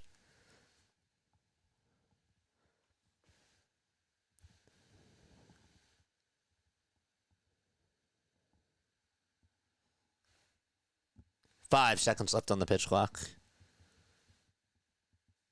And the pitch to Stott. Here it is. Fly ball hit out over towards right field, and that's going into the bullpen.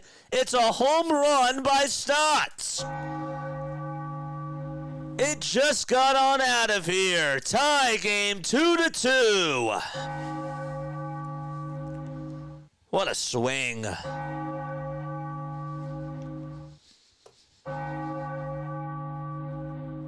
Beautiful.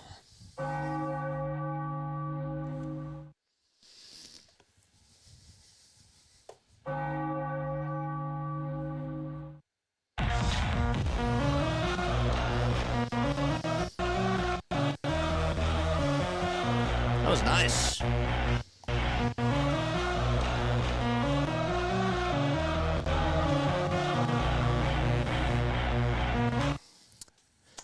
No balls, 1 strike to Brandon Marsh. I didn't think it was going to have enough oomph to get out of there, and it did. If it was hit a little bit more towards that right side, it probably just would have been a double. The pitch to Marsh, and he has an inside-outside swing that goes over towards the third base side, but it goes into left field for a base hit. And so, Marsh gets on with an opposite field single, and the Phillies have a runner on over at first base. Beautiful.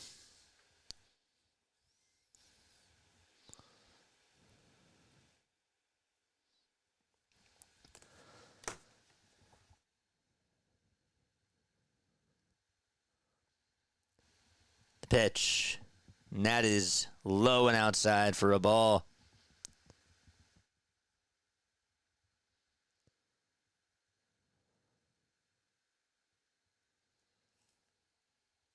One ball, no strikes. Marsh is over at first base, and the toss back to first, and he dives back in there safely. That swing by Stott was beautiful.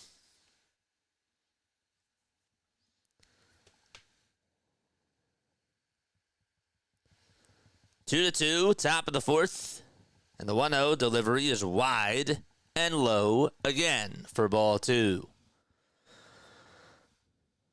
84 likes, keep them coming. Can we get to 300?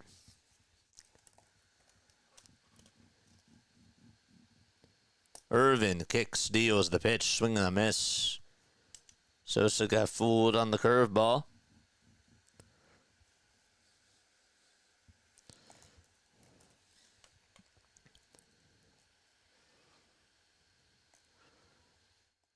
Two-one offering to Sosa, and there's a fly ball hit out over towards left field. That's going over the head of the left fielder, Wood. And Marsh will go over to third base. The throw is cut off, and Sosa slides into second base without a throw. And the two-out rally continues for Philadelphia.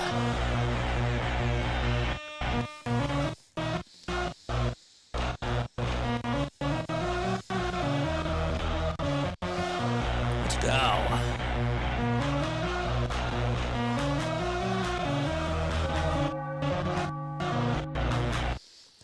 And so Hickey's going to go on out there to talk things over with his pitcher.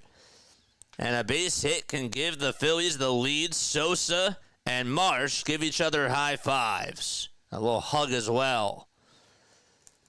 So we have a timeout called here as Jim Hickey, the pitching coach for the Nationals, wants to try to calm Jake Irvin down. Phillies were down 2-0 thanks to a two-run homer by Keibert Ruiz. And then they tied it back on a two-run homer by Bryson Stott. Out over to right field.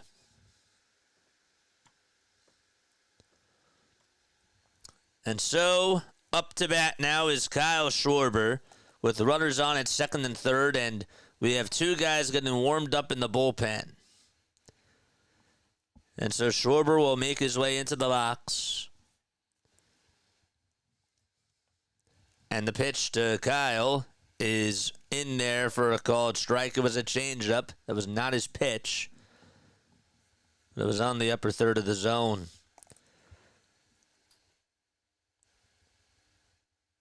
Three hits in this inning for the Phillies. And the 0-1 pitch. And there's another called strike. Another changeup. No fastballs.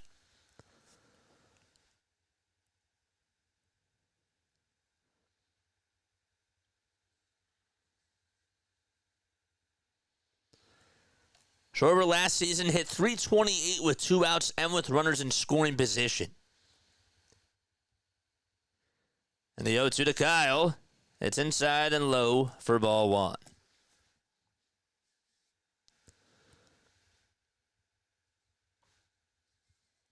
Yeah, again, if that hit was a little bit more towards the right, it would have been a double. Because the bullpen compared to the outfield fence, a little bit higher. 1-2, and there's a foul ball. So it went over the bullpen wall.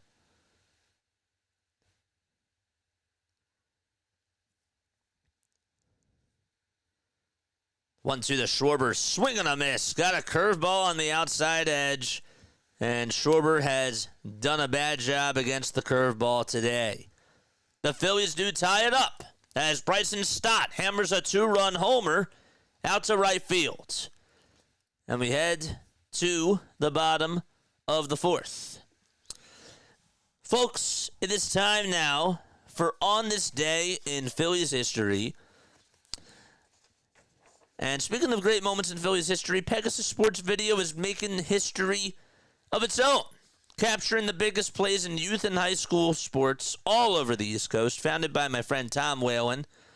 They provide top-tier game coverage and highlights so every moment lives on. If you want your team in the spotlight, The Instagram and website links are listed in the description down below. Reach out to Tom and Pegasus Sports Video today and tell him that your friend JJ said hi. All right, it's time now for On This Day in Phillies History. So did you know that today, all right, in 1904 on this day, the Phillies gratefully landed at Race Street after returning from spring training in Savannah aboard the SS Allegheny. The ship sailed into a heavy gale for most of the trip north, and most of the players were seasick for the whole duration of that trip. And again, BroadandPattison.com, they're the best. Today is also Eric Bruntlit's birthday and Juan Bell's birthday. Happy birthday, Juan Bell. Born in 1968 on this day. Eric Bruntlit born in 1970 on this day. We'll always remember the unassisted triple play that he had against the Mets. That was really awesome. 39 more subs, so we get to 5,100 subscribers, baby. Keep the likes coming, and again, all super chats go over to the top as well. Brought back the president's race today. We're tied 2-2 in the bottom of the fourth. Nobody out, and the pitch, and there's a called strike just at the knees.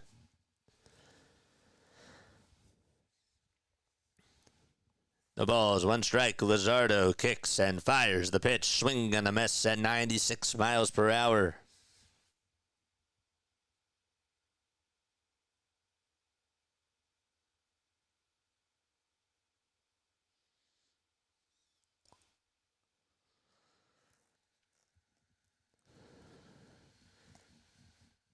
Luzardo winds up and delivers the pitch. They try to appeal, and they say no swing.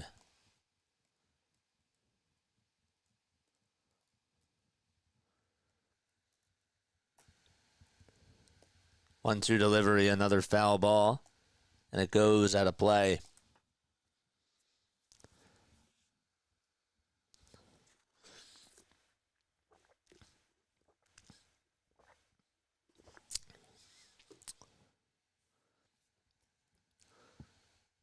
Luzardo not wasting any time as he throws the 1-2 way up high.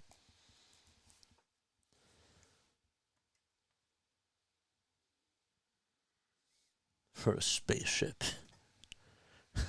2-2. There's a foul ball. What's up, Crowley? Thanks so much for stopping by.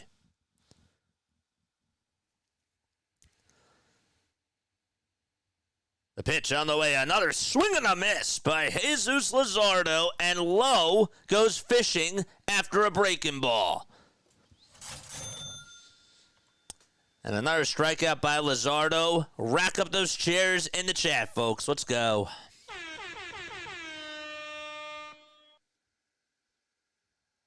It's been pretty efficient today. Say what you want about the two-run homer. Here comes Keibert Ruiz, who stares at the strike right down the middle. Luzardo has had some pretty good stuff. 0-1 pitch. That was outside, but Luzardo gets the benefit of the doubt on the call. And it's an 0-2 count.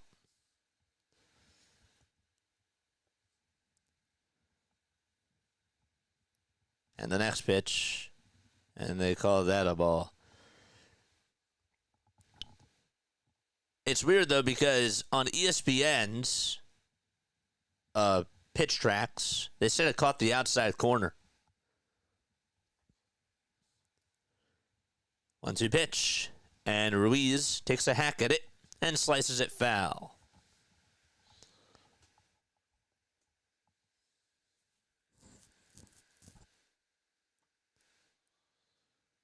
The politics in the chat. 1-2 pitch on the way. Another swing and a miss. And Luzardo has the hot hand. Give him now 8 strikeouts. The Mackenzie Gore syndrome belongs to Jesus Luzardo today. Don't know where that came from, but I like that a lot. The pitch to DeJong, and there's a sweeper that's at the kneecaps for strike one.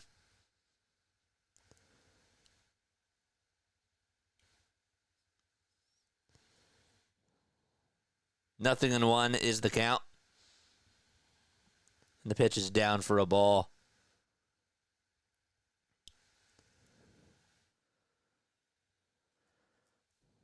We're knotted up at 2 apiece. And the 1-1 delivery is a changeup that is just fouled. All Super Chats do go over to the top. Memberships are also $2.99 a month, folks.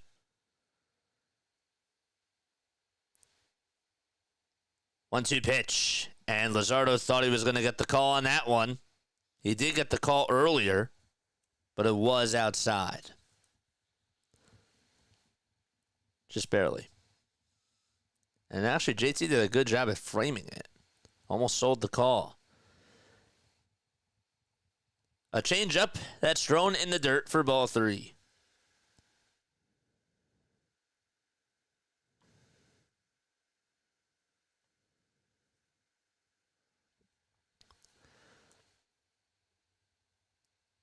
Three-two delivery, and that's high for ball 4.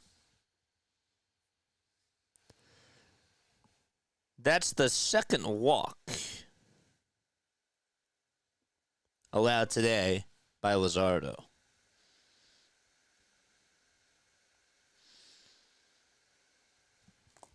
Don't get complacent here.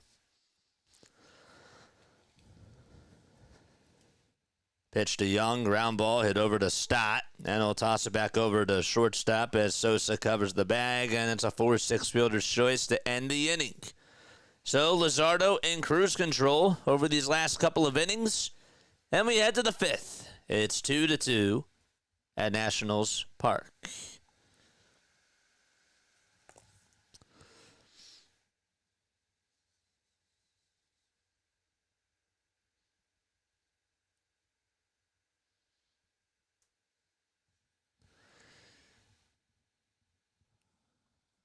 $183 people tuning on in.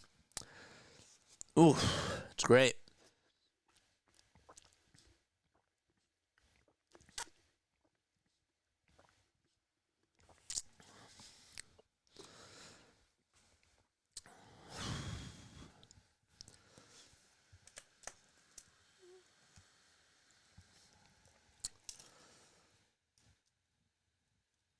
Let's take a look at some of these out-of-town scores.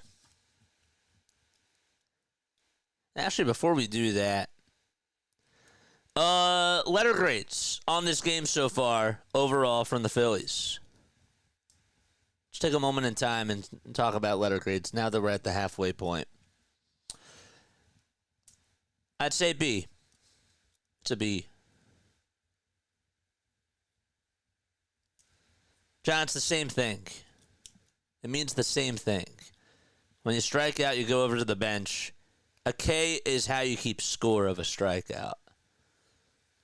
It's like another word for a strikeout. Jane says B minus. Starkey says B. I'm going with a B today. Only 2 strikeouts today by the Phillies. Larry's going to go with an A minus. I'm going with a B. Because they haven't been able to, they should have knocked in some more runs. I'm being a little bit nitpicky here. But here comes Bohm, and he grounds this one hardly over towards third base. It's gobbled up, though, and the throw over to first is in time. You know, Marsh did line out to end that second inning when Stott did get on with a double. I thought maybe they could have gotten a run there. That wasn't really his fault. But there were some times I thought that we left some meat on the bones, too. I didn't like the Schwarber strikeout. Here comes Bryce Harper to the plate. And the pitch, line drive, it back up the middle, diving stop by Abrams, the throw over to first base, and Harper beats it out. And it actually got on by low for a second. It took a weird bounce off the hill, and Harper gets on with an infield single. Okay.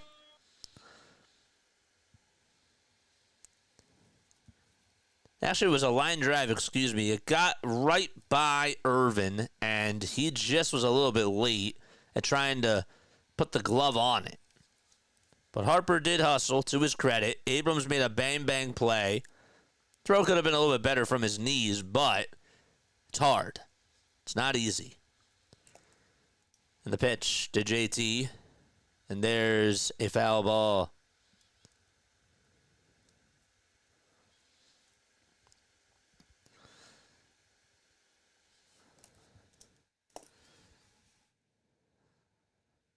The ball is one strike to realmuto in the pitch, and that is scorched over towards third base again. The throw over the second. There's one. The throw to first, and there's a double play. So the Phillies have been hitting the ball hard today, and in that inning, they hit the ball hard just right over at the wrong guys. And it's a 5-4-3 double play to end the inning. Around the horn we go. And it's the bottom of the fifth, coming on up.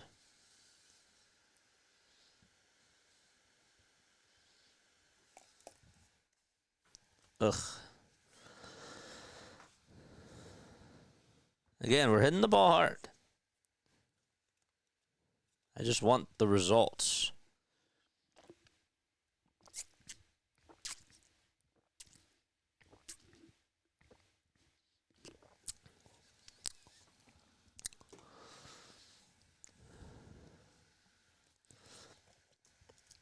Okay. All right, now time to look at the out-of-town scores. We'll do that right now. Baltimore leads at 9-5 in the bottom of the eighth against Santander and the Jays. Phillies and Nationals are tied 2-2. The Rockies have a 1-0 lead at the George Steinbrenner Field, home of the Tampa Bay Rays this year. Feels weird to say that. 1-0 Rockies in the bottom of the fifth. Red Sox and Rangers play at 7:05. The Yankees did win against the Brewers. 20-9 was the final score, as we mentioned before. Nestor Cortez did get the loss, and he allowed 8 earned runs. And Aaron Judge ended up hitting 3 homers, 3 of what was 8 homers, I believe, by the Yankees. And then the Angels were able to shut out the White Sox 1-0 today. Cardinals won 5-1 against the Twins. And the Pirates have a 1-0 advantage out in Miami in the top of the fifth. Giants lead at 2-1. Verlander pitching pretty good so far in Cincinnati. Guardians are playing the Royals. It's 2-1 in the top of the fifth. Cleveland does have the lead out in Kansas City. Then we have other games going on later tonight. Luzardo back out there on the hill to pitch once again. Again, Nola will get the start tomorrow for the Phillies. It'll be Nola going up against Mitchell Parker, the left-handed pitcher. Another former Blue Rocks player that I got to cover. The pitch, that's down low and away. 37 more subs so we get to 5,100. And again, all supers go to the top. 1-0 pitch. There's a called strike.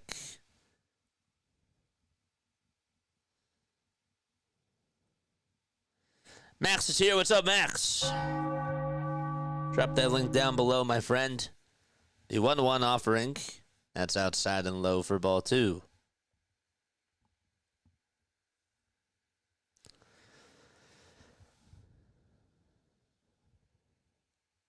And the next pitch, grounded foul off the foot of C.J. Abrams.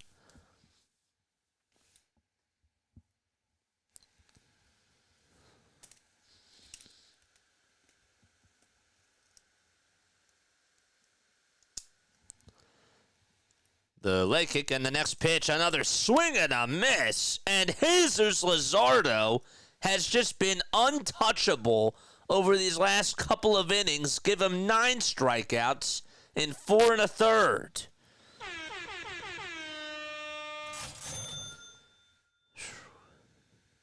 Told you he has that Mackenzie Gore syndrome today. The pitch, and that's painted perfectly at the kneecaps for strike 1 at 97 miles per hour. That's the second time that Abrams has struck out swinging today. 0-1 delivery and another called strike. He is painting those corners perfectly, and he is hot. He does have 86 pitches. It's 0-2, though. Hopefully he can go one more inning. Luzardo kicks, fires again. The pitch, swing and a miss. Good morning, good afternoon, and good night to Dylan Cruz.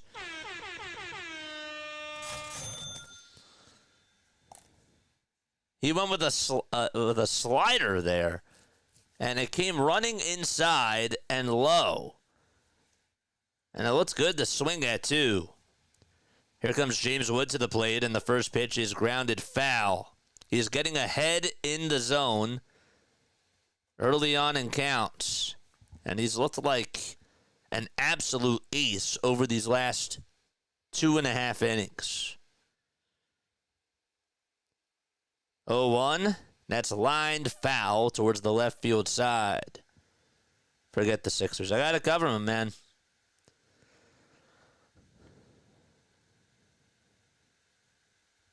Y'all think he's Taijuan Walker? That sweeper's been nasty today. Still want to call him Taijuan Walker. 0-2 pitch. There's a fly ball hit out over towards left field, and that's going to hit off the top of the wall. Kepler does play it on the bounce. The throw over the second base is not in time, and Wood does get on with a 2-out double.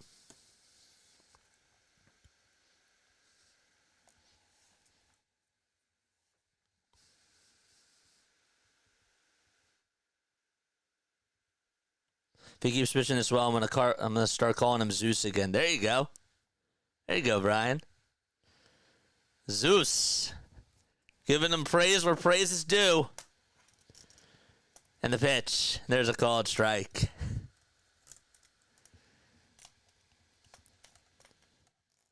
I think Wood's gonna have a really good year. Josh Bell in the box. And the pitch is down and away. Luzardo today has gotten 14 swings between the sweeper and slider and has generated 9 whiffs. 1-1, another swing and a miss. The slider and the sweeper have been his bread and butter today. Jose Ruiz is warming up in the bullpen. 1 ball, 2 strikes. He'll get set the belt, and he fires the pitch. Swing and a miss! Luzardo fired up as the inning is over. 11 Ks by Luzardo. It's time to go to the 6th, and we are still tied 2-2. Wow, let's go, baby. Yes! Let's go.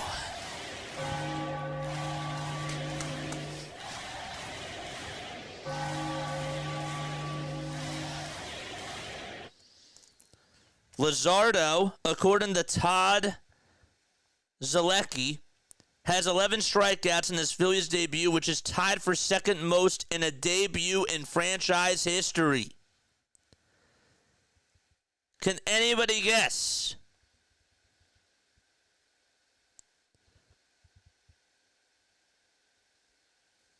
The other two players.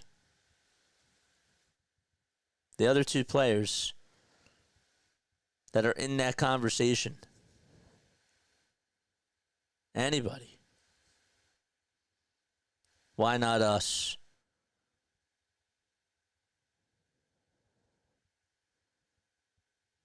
"11 strikeouts isn't bad. 11 strikeouts is really good. You know when the last time we were at 11 strikeouts was? And we were great.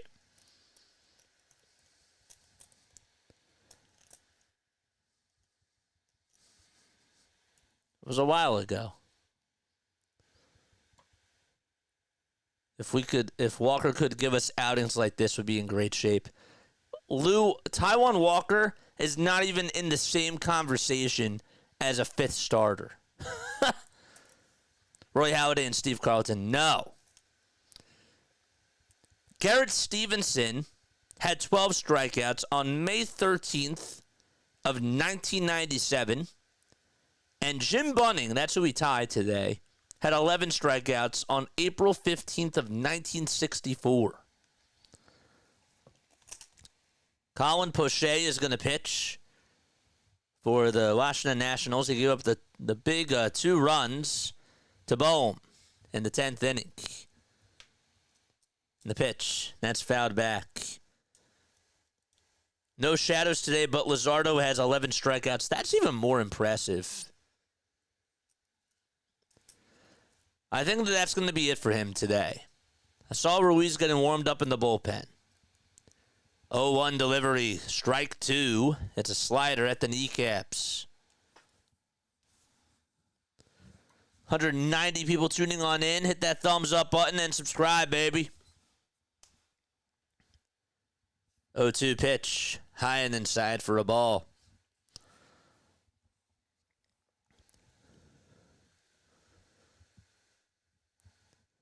This day is likely done. 1-2 delivery, swing and a miss from Max Kepler. And he is down on strikes.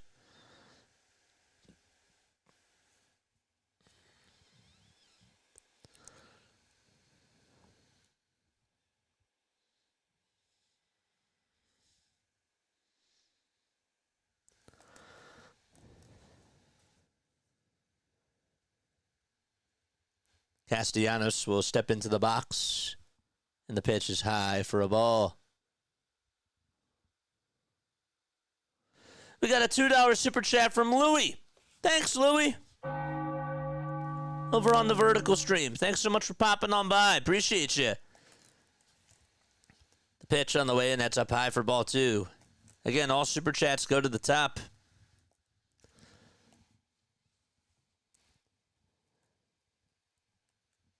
Two-0 pitch. That's low for ball 3. If Jesus keeps pitching this well, he might get the nickname of Zeus. Okay, now I get it. I get it now. I get it now, Brian. First I was like, I don't know. I don't know what he means by that, but now I get the pawn. 3-0 pitch. And there's a called strike.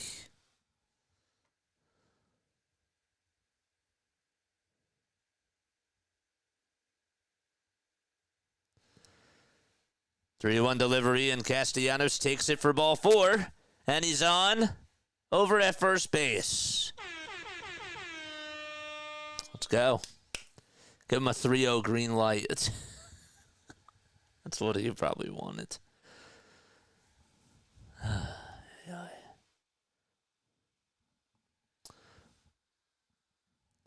now it's Bryson Stott who steps into the box. He had a 2-run homer his last time up that just went over the bullpen fence out in right field. The pitch, and there's a called strike on the upper third of the zone. Stott also did have a double in his last at-bat. The 0-1 pitch, and that is up high and inside. Yikes. Get out of the way. And scratch that. Stott doubled in his first at-bat. He was down in the count 0-2. Then he got on with the double. Then he pulled a 2-run homer out to right field. The 1-1 delivery from Poche upstairs. Phillies bottom of the lineup today. 4 for 6. That's where they've gotten their damage. Toss back over to first, and Castellanos will just walk back over to first.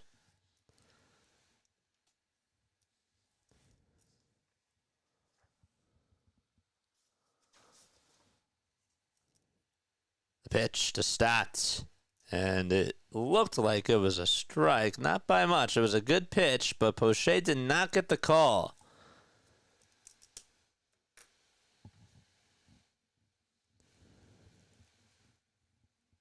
Three balls, 1 strike to Stott. And the pitch on the way high for ball 4. Back-to-back walks allowed by Poche with 1 out here in the top of the 6th.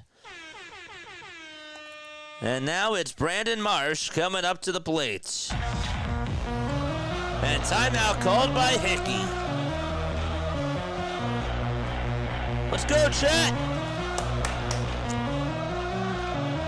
Make some noise, baby.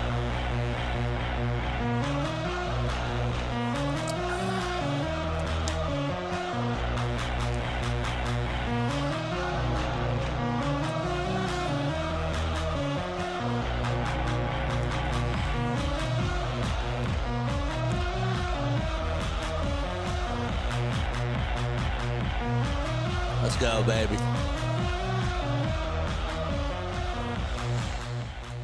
Two runners on, one out. Top of the sixth inning. Brandon Marsh does step into the batter's box.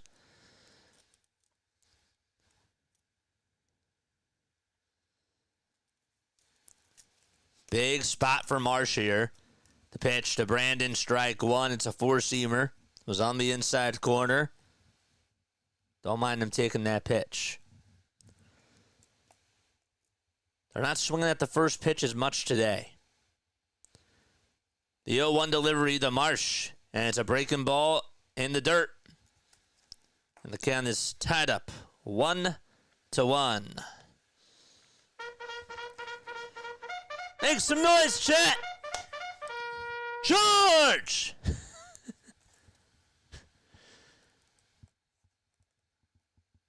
1-1 pitch. That was high, but it's a called strike. Ooh. Wow.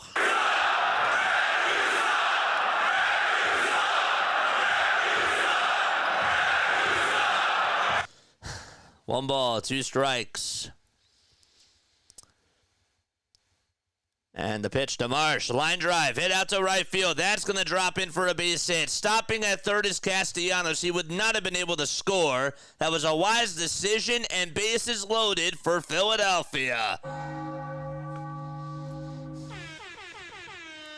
Let's go. And that is going to be it as Dave Martinez is going out there, and Poche's day is done as Sosa will come on up to bat. They got to get a run here. Pitch and change for Washington.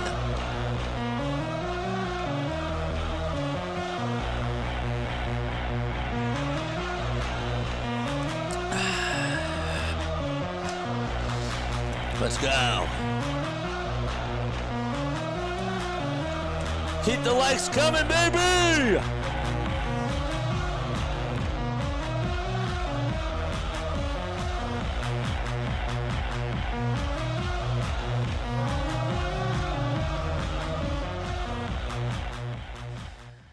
Great.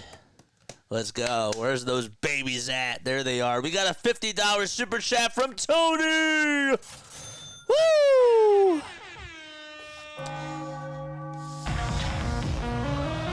Let's go, Tony. What did Tony say?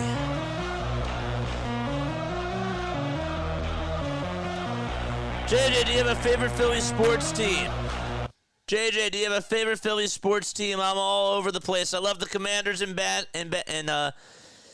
I love the Commanders for football and basketball. It's the Spurs, and in baseball, it's the Phillies. But I bleed burgundy and gold. Can't wait for revenge. Love the content, brother. I appreciate you.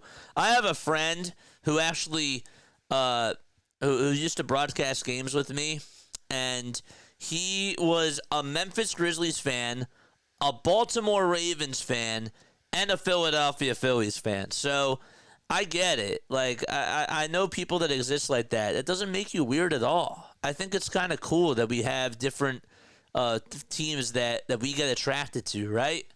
It's a really cool thing. But for me, number one, bias-wise, always going to be what I grew up with, and that is the Philadelphia Phillies. Number two for me, probably go with the Sixers, because I got into them next. Number three is the Eagles for sure. And number four would be the Flyers. That's the truth. Thank you so much for the $50 super chat. Appreciate you, man. Tony, you are the best. Here comes Sosa to the plate, and the first pitch is high for ball one. $50. Thank you so much. Shout out to Tony. Tony is the best. 1 ball, no strikes. The pitch, swing and a miss on a fastball right down Broadway. Thanks again, Tony.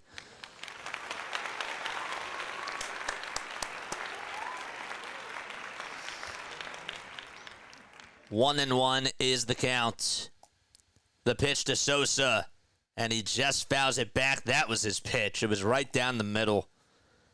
That was a fastball.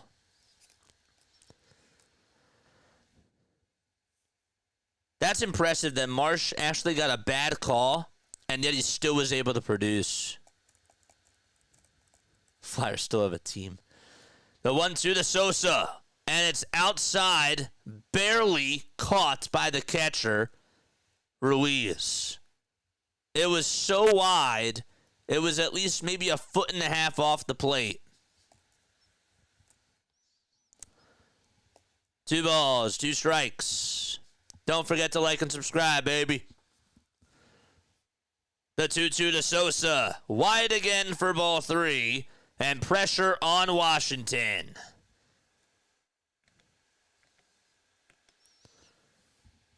Schwarber waits in the on-deck circle.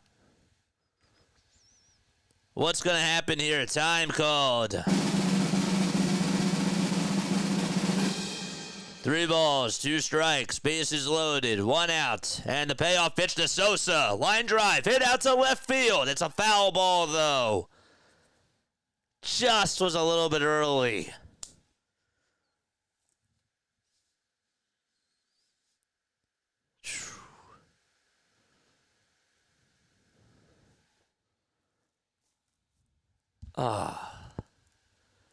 Sims in a jam.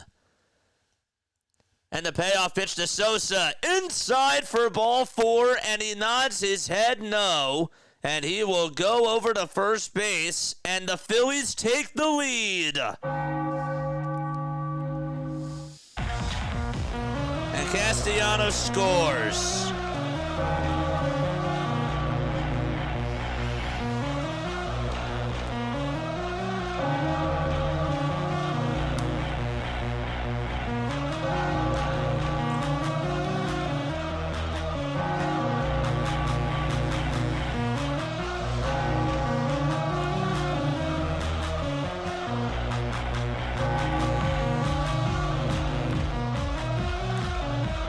Here comes Schwarber.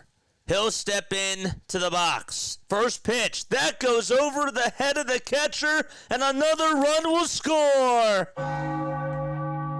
There's 2 runners in scoring position, and it's now 4-2 Philadelphia.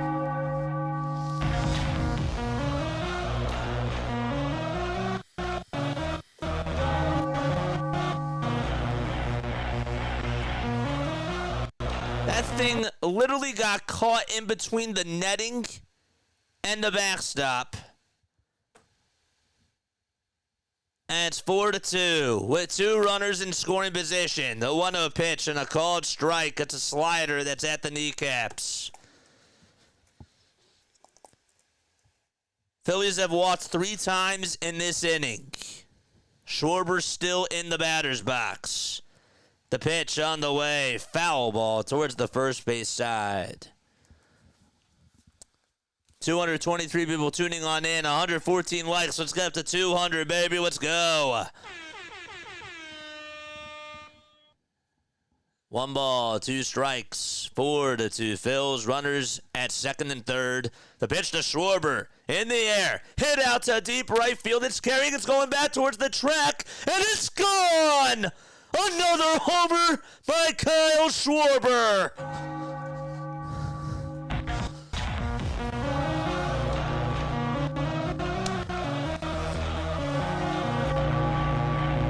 The Phillies lead it 7-2.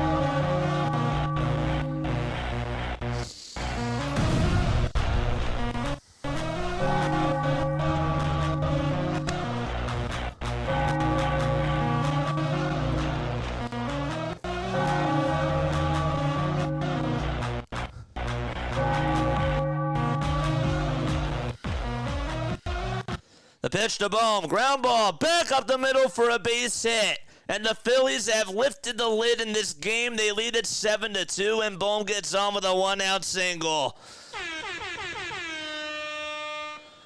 Wow. Let's go, baby. 5,100. Let's go. Marsh was waving that it was a home run, and it most certainly was. What a swing by Kyle. You asked and you received, and Dave Martinez going out there again. They just got to keep ringing that bell.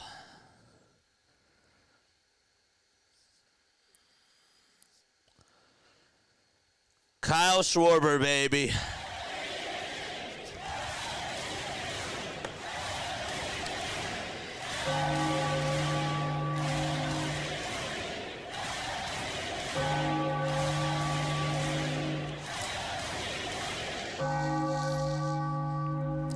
Let's go. Hit that thumbs up button. Subscribe to the channel. Let's get those likes up. Let's get those likes up. This is great. This is awesome. Schwarber was not even having a good day today. Hit that like button, guys. My name is Jason Joseph. This is Play-by-Play with JJ. What an inning for the Philadelphia Phillies. If you are new to the channel, like, subscribe, hit the bell icon. All super chats go to the top. That's for sure. The Phillies have exploded for 5 runs in this inning. They were down 2-0 after Ruiz hit a 2-run homer, and then Bryson Stott tied it up 2-2. That was back in the top of the 4th inning, and then the Phillies have been able to put up 5 runs in this inning, including what was a 2-run homer an RBI walk by Edmundo Sosa, and he also had a wild pitch that would end up scoring Bryson Stott from 3rd, and then Schwarber hit a 3-run homer. Would have been a grand slam. I know. I just said that. It would have been a grand slam. 7-2 Philadelphia. Orlando Ribalta is going to pitch. That's what happens when you put in a pitcher in a bases-loaded situation, too. Phillies made him pay. And now it's Bryce Harper coming up to the plate. Phillies have now sent 8 men up to the plate.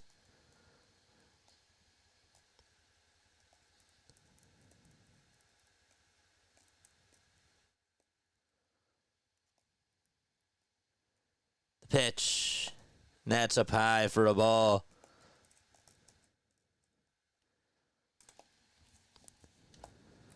Keep it clean, Wyatt. Keep it clean, my friend.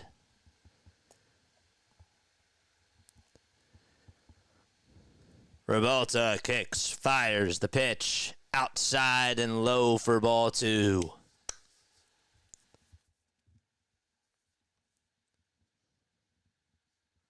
Luzardo went 5 innings, gave up 2 earned runs, 2 walks, and he struck out 11 batters. Pitch to Harper, and he got his pitch, but he fouls it back over towards the screen.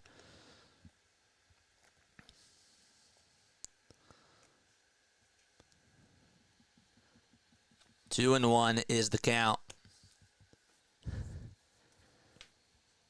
5 seconds left on the pitch clock.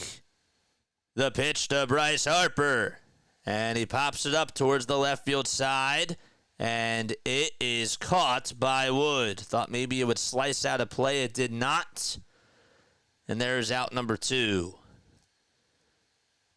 And Bohm tagged up from first and actually went on over to second base. Didn't really think that was necessary, but he's in scoring position.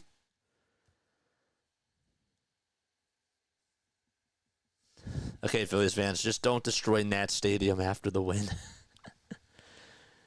Keep hitting those like buttons, man. Here comes JT Realmuto to the plate. Pitch to JT, and he grounds it foul.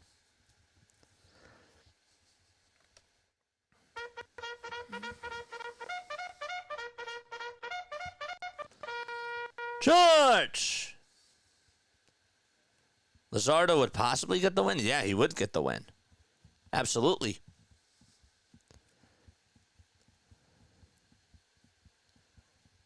JT has gone hitless today. 0 for 3. After this, we got the Phillies. We got the Sixers. We got the Phillies. There's no doubleheader. Thank goodness for this.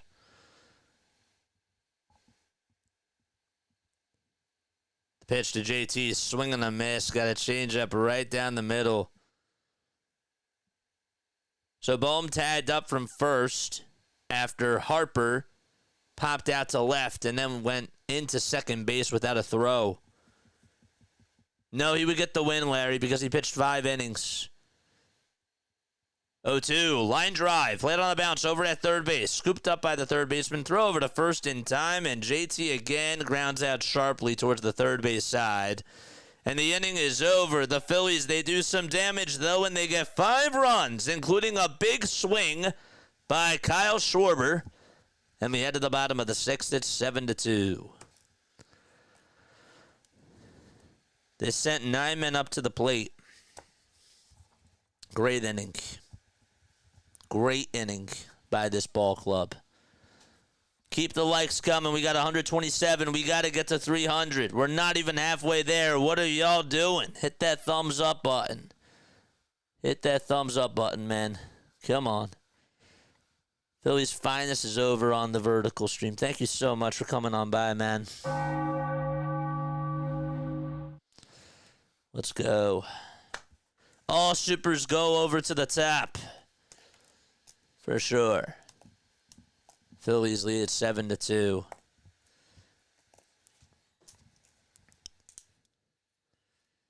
JT's not good at hitting. He's hit the ball hard twice today. Can't really get on him. The first at bat, yeah, he flied out to right. That was not good, but he hit the ball so sharply in the 5th. It was just a 5-4-3 double play. And then he strikes out. Wait, did he strike out?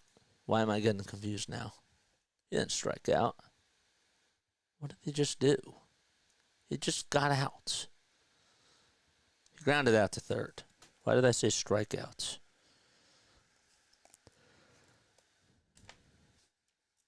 35 more subs, baby, till we get to 5,100. Let's go. For those of you that are new, okay, we have 246 people tuning on in. I want to hear what got you into baseball. What got you into baseball? What is like your first baseball memory that you can think of? Jose Ruiz is pitching now for the Phillies. So Luzardo is in line to get the win because he went 5 strong innings. Ruiz last year at a 3.71 earned run average, and he'll be facing Ahmed Rosario, Nathaniel Lowe, and Keibert Ruiz. Little League. Little League was what got you into baseball. Love it. The pitch. There's a called strike.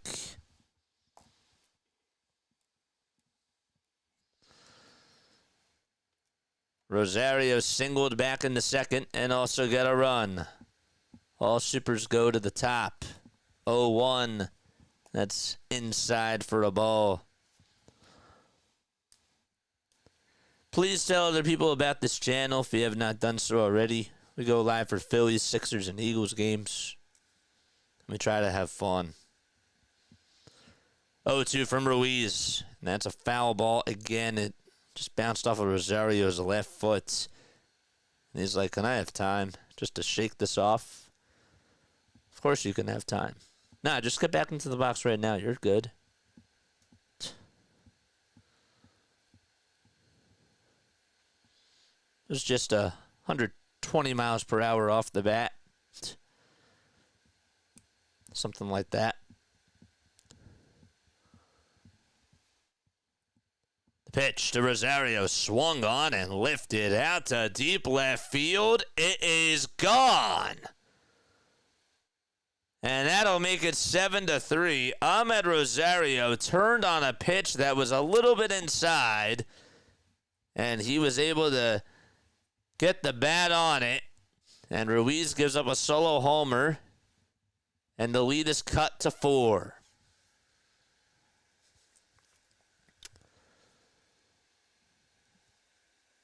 For him to be able to turn on that type of a pitch, every time I see him, he hasn't really been able to do that, and I'm a little bit surprised that he made that adjustment.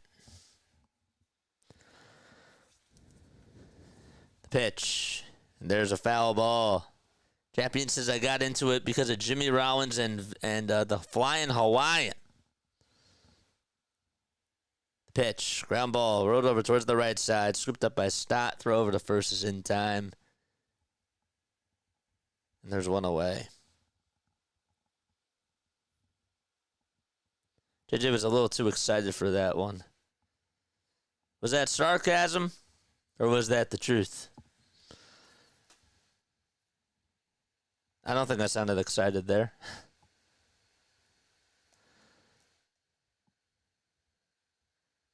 Sometimes I can't tell. I'm trying to get better at sniffing sarcasm.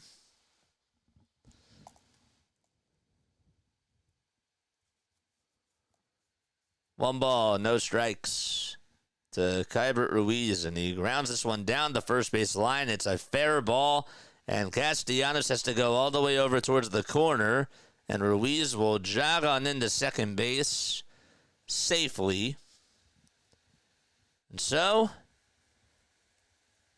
they'll put a runner on over at second base. At least no one was on.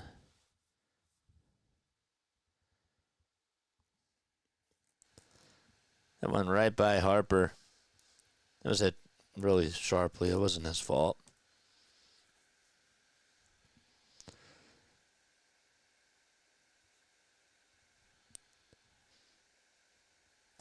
Paul DeJong will come on up, and he looks at strike one. After this, we got Sixers basketball at 7:30. 0-1 pitch, and that's down and away for ball one. 36 more subs for us to get to 5,100.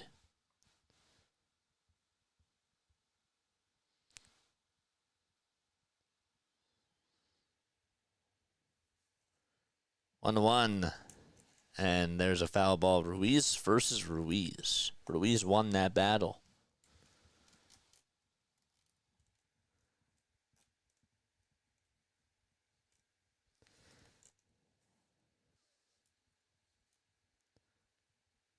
DeJong in the box. And the 1-2 is fouled away. Paul's had quite a career.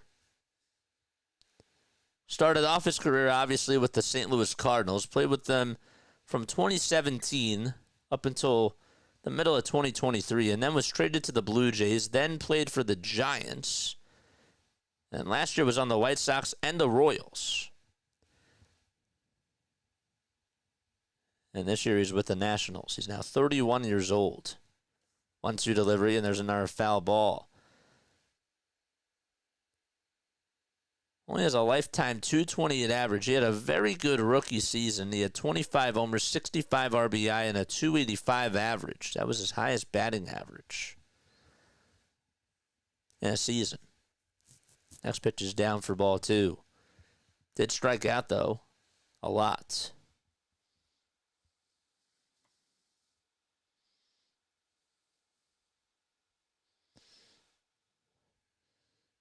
Two pitch. That's down and away for ball three.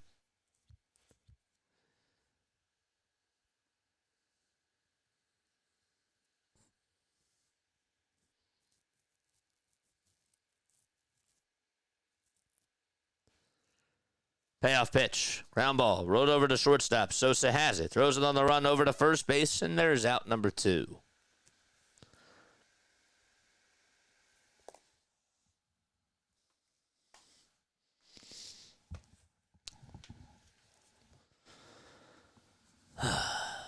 Let's go.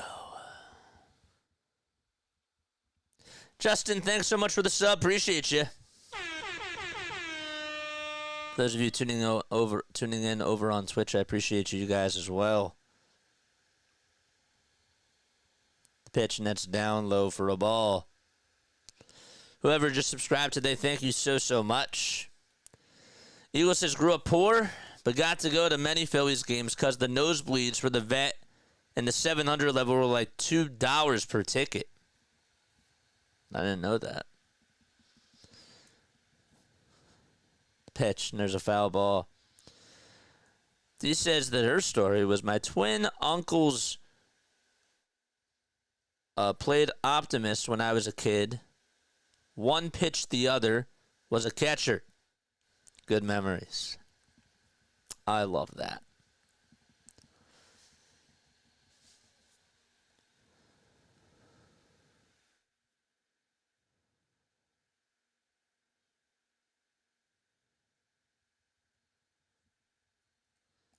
Two balls, one strike.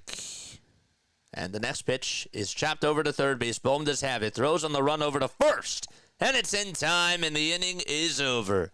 Washington does get a run back on a solo homer by Ahmed Rosario. We played 6 and go to the top of the 7th.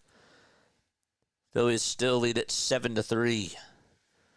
34 more subscribers, so we get to 51. Hundo. What's going on? Keep those likes coming. Can we get to 300, chat? Can we get to 300? We hit 299 the last time. 299. I want us to get to 300, man.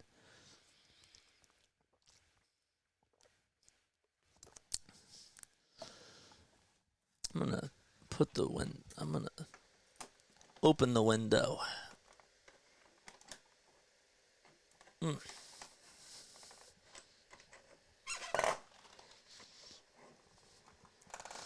Letting some cool air. Let's go. For those of you that are new to the channel, here, I'm going to go to my home screen for a second. My name is Jason Joseph, all right? I go by JJ on here. Hit that thumbs up button, subscribe to the channel if you have not done so already. I'm a broadcaster from South Jersey. I've been doing Phillies play-by-play for 3 years now on YouTube. This is the 3rd season that we've been doing it. We've been going live for pretty much almost every single game. It's so hard to do the 162. It's definitely a time commitment for sure because it's on every single day. But we go live for almost every single Phillies game, and we've been having a lot of fun on here. So I do encourage you all to like and subscribe. Just a little backstory about me. I'm a broadcaster from South Jersey. Started off this YouTube channel back in 2023, and I've been having a lot of fun. I do it like an old school radio play-by-play style where I do get to interact with you guys too. And I think it's really, really awesome. But I'm biased. Not everybody's going to like me. That's just how it goes. But if you do enjoy this, I encourage you all to like and subscribe and tell this to your friends. Memberships are $2.99 a month. Members, where are my emotes at? What do my emotes look like? Tell them and let them know. Kepler will pop this one up as it's well beyond foul. Towards the third base side, it actually went into like the 25th row or so in the seats. 0-1, and Kepler did a half swing, but it was a strike anyways.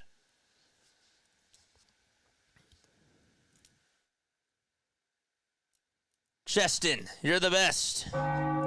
Appreciate you. The ball is 2 strikes and the pitch, and there's another swing and a miss. There's out number 1. Yeah, I have allergies. And I'm just naturally a heavy breather. So, I'm fine. But if that's a turnoff, I apologize. I can't really control it.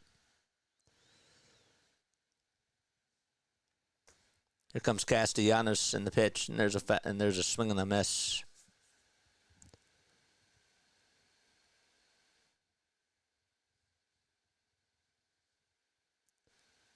0-1. That's outside for a ball.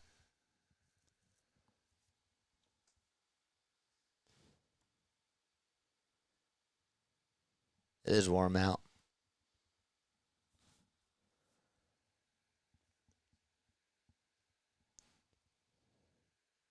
Pitch to Castellanos. Another swing and a miss on a changeup.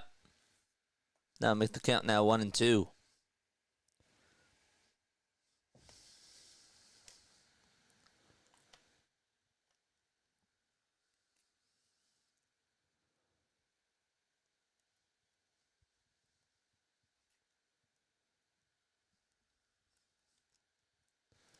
Rebalta still pitching, by the way. He throws the 1-2 in the dirt for ball 2.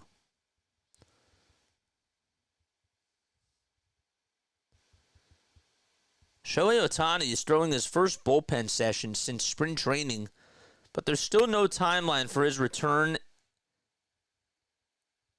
in the rotation. It's still a ways off, says Dave Roberts. Pitch, and now the count is full. 3 balls, 2 strikes. 1 out, top of the 7th. The pitch to Castellanos, high for ball 4. Nick Castellanos gets on with his second walk today. Take that. And now it's Stott coming on up to bat.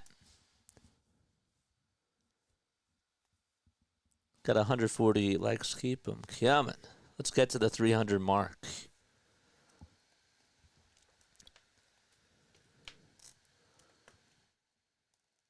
Pitch to Stott.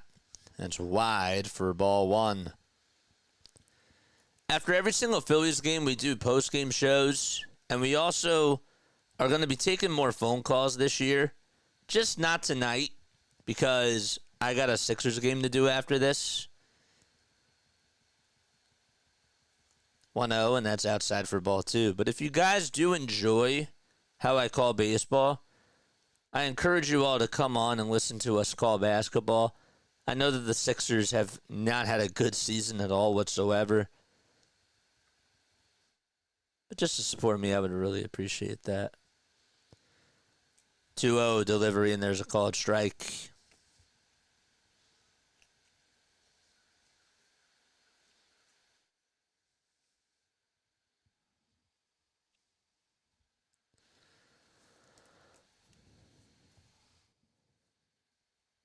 The 2-1 pitch to Stott. Swing and a miss at 95 miles per hour.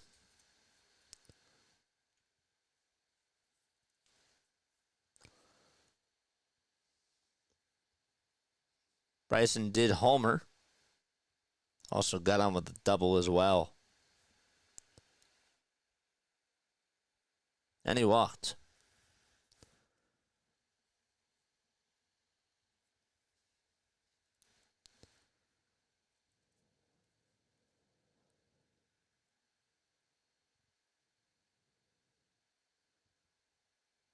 The pitch to Stott. Foul ball. He did swing at ball 3, but he got a good cut and stays alive.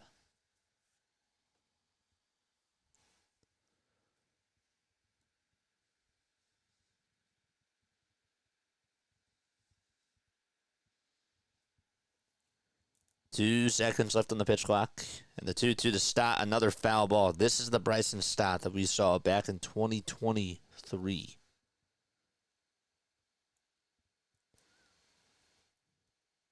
And in 2022 as well.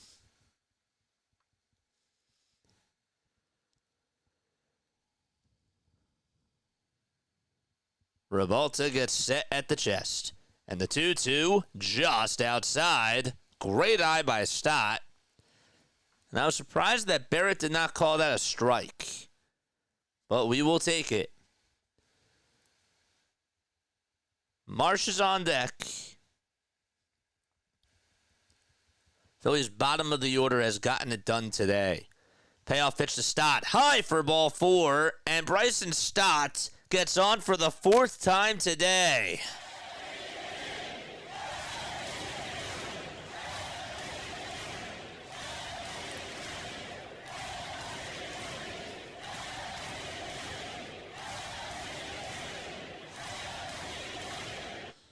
And now it's Brandon Marsh who comes up to the plate with 2 runners on and 1 out. Casty at second. The pitch to Marsh. In the air. Hit out to right field. It's going back towards the track. And the Phillies have 10 runs. Brandon Marsh says, see you later. And he puts the Phillies in double figures.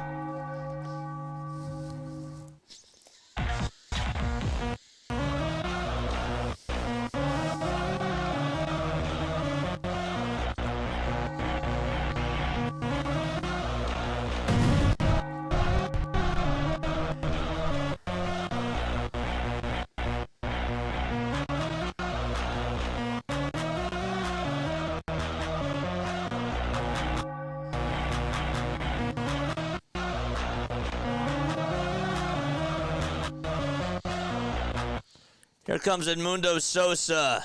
The Phillies have blown this thing wide open, and the pitch is taken for a strike.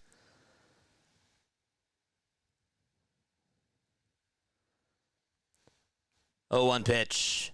Foul ball.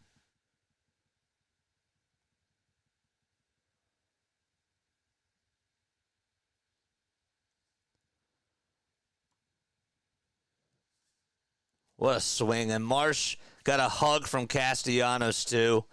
Well deserved. Sosa swings and misses at a pitch that was low and away. And he strikes out, and there's 2 gone in the 7th.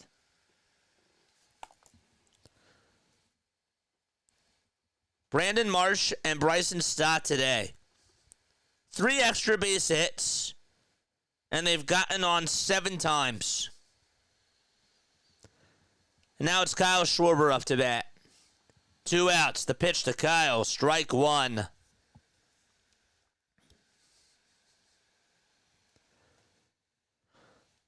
Schwarber had a 3-run homer his last time up. The Phillies have put up 8 of their 10 runs in these last 2 innings.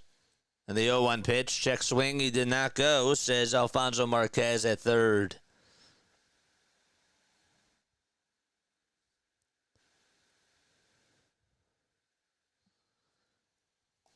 The pitch to Schwarber in the dirt and inside for ball 2. How about those shadows today, folks?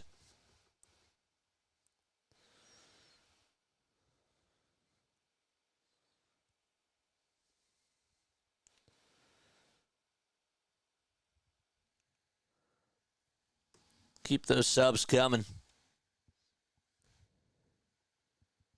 The pitch to Schwarber, swing and a miss. So he went after a slider.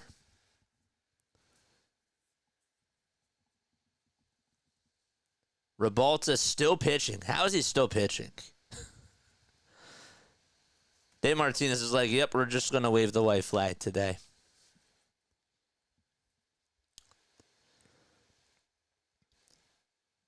The pitch to Schwarber, ground ball, and it's fielded perfectly by the first baseman.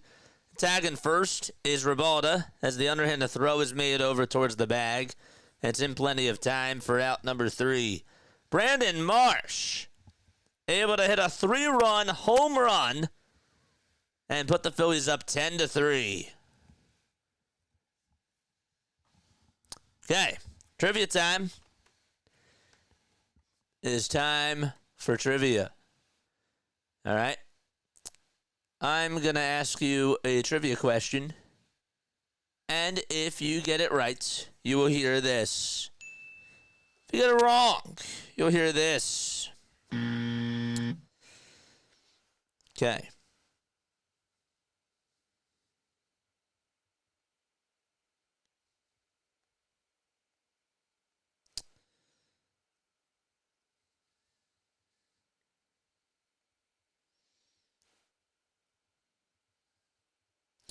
Let's see how well you know your Phillies.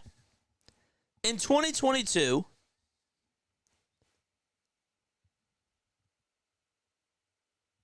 Phillies actually traded this player to Chicago for McKinley Moore on this day.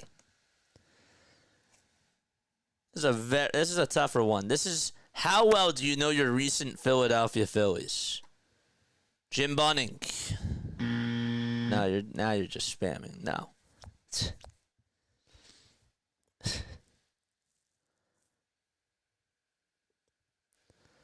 In 2022, how well do you really know your Phillies? Phillies traded this player to Chicago for McKinley Moore. 10 seconds left.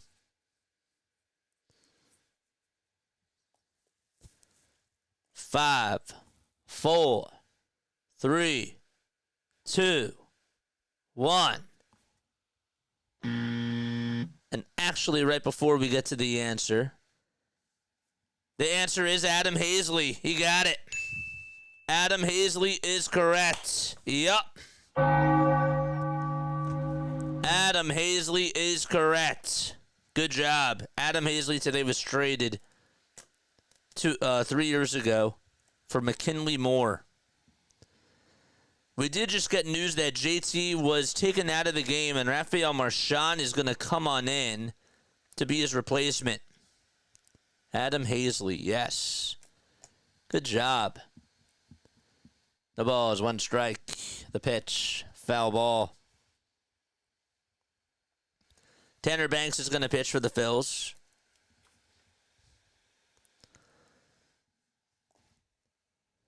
Top 10 pick bust. Yeah. 0-2. That's down low and away for a ball. I forgot all about that, dude. See, now now that we're getting more and more people on here, I can ask the tougher questions. And I like this. Because now I can get into like the nitty-gritty stuff. 1-2 pitch. And curveball is way off the plate for ball 2. McKinley Moore was less, apparently. So JT did get taken out of this game. 2-2 pitch, ground ball, and that goes underneath the glove of Bryson Stott out to right field for a base hit. It was hit pretty sharply, but Stott should have had it.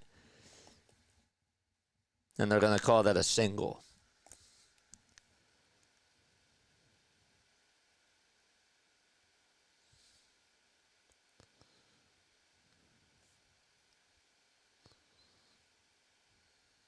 Yeah, definitely should have had it.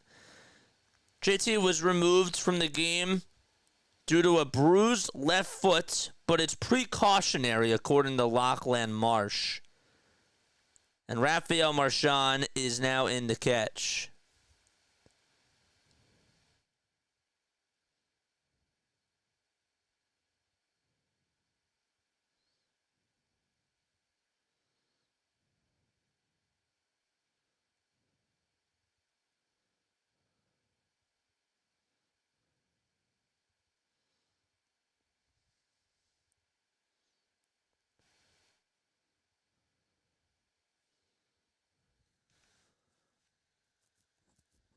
Ten runs, 11 hits, and 1 error for the Phillies today.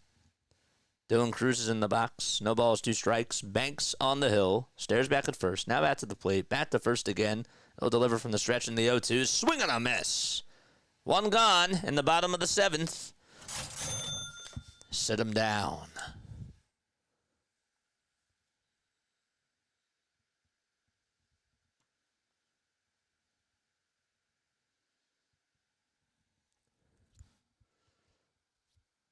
$211 people tuning on and 151 likes. We got to get to 300. We're halfway there.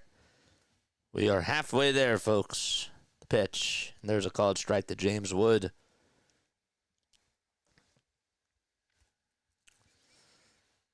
Phillies are 8 outs away from going 2-0. 0-1 pitch. Foul ball. Back over towards the screen. We're also 29 subscribers away from getting to 5,100.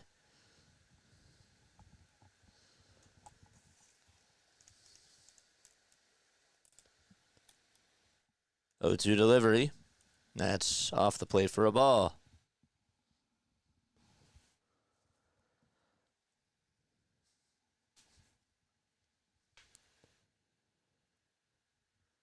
Five seconds left on the pitch clock. And the 1-2 pitch.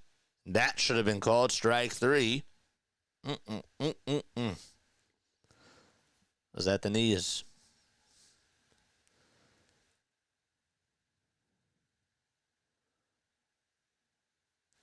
Two, chopped foul. Phillies have scored a plethora of runs today. They've had some big-time swings.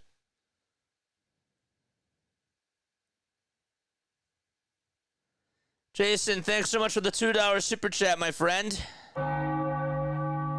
Appreciate you. 2-2 pitch. It was a little bit inside, but it's a called strike 3 anyways. And that sort of makes up for the other call. And Wood does not agree. And I can understand. But there are 2 away. Marshawn did frame it pretty well, though.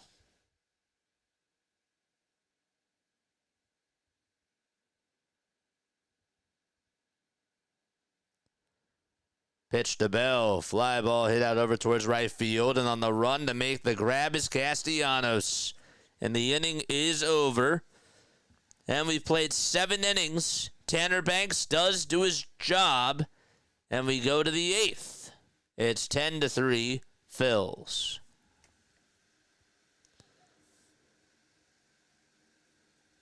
Okay.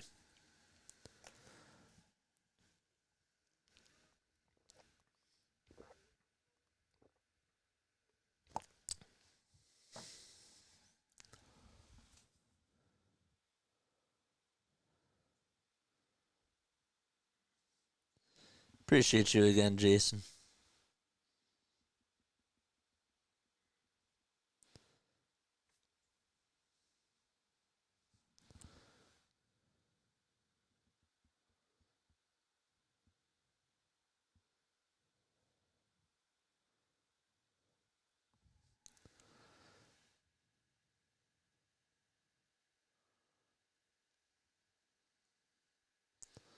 I think this is running a little bit better now. Oh, we've been live for 2 hours and 52 minutes. All right, good. Let us know where you're tuning in from, folks. And continue to like and continue to subscribe to the channel as well.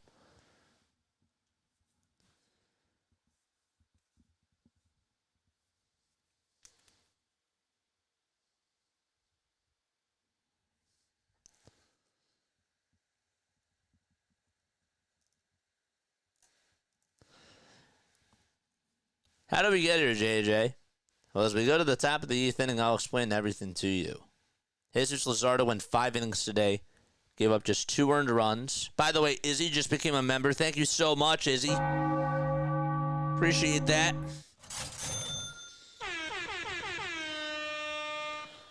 Bohm is up to bat. We'll get to more of a little recap in just a little bit as the pitch is outside for a ball. So Luzardo went 5 innings, had 11 strikeouts, 95 pitches, just gave up a 2-run homer to Keibert Ruiz. 1 ball and no strikes. The pitch to Bohm, and he fouls it off of his cleat. Then Stott hit a 2-run homer in the top of the 4th to tie the knot back 2-2. Edmundo Sosa would start then what was a 5-run 6th inning. Sosa got on with a bases-loaded walk. Stott would then score on a wild pitch, and the next at-bat in Schwarber would then hit a home run, a 3-run bomb to make it 7-2. The pitch, ground ball back up the middle, but it's really cleanly by the second baseman, Rosario, and the throw over to first is in time. And then Ahmed Rosario hit a home run in the bottom of the 6th to make it 7-3. And then in the top of the 7th, the Phillies would tack on 3 more runs on a homer by Brandon Marsh. And that's how we're here. It's 10-3, 1 out, top of the 8th. And the pitch to Harper is outside for ball 1. Kind of cool to see Harper join in on the party. He did homer in the first game. 1-0 pitch. Off the plate again. Rebalta still pitching. 38 pitches by Rebalta. 3 earned runs, 2 walks, 2 strikeouts. And the pitch. That's outside for ball 3. Looks like Rabalta doesn't want anything to do with him. Let's see the red lights in the chat, the stop signs. Give me a stop sign. 1 second left on the pitch clock on the 3-0. And he got a fastball, and he takes it all the way for strike 1.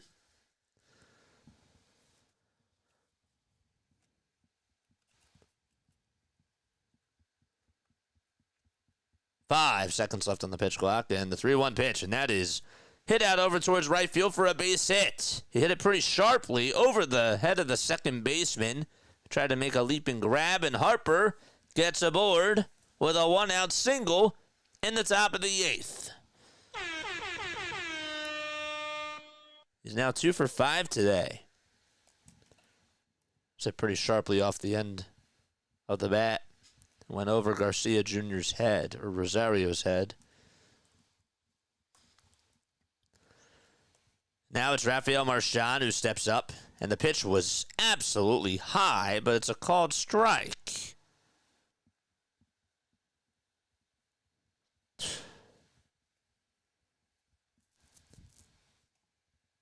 The 0-1 pitch.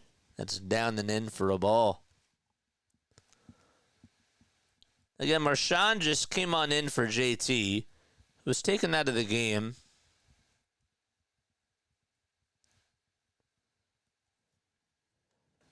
They wanted to be precautionary. The 1-1 is ripped foul.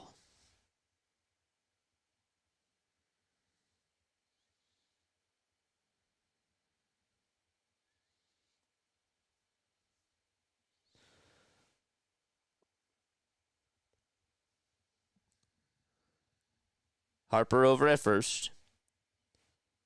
They call it a left foot contusion for JT. 1-2 pitch. Foul ball again.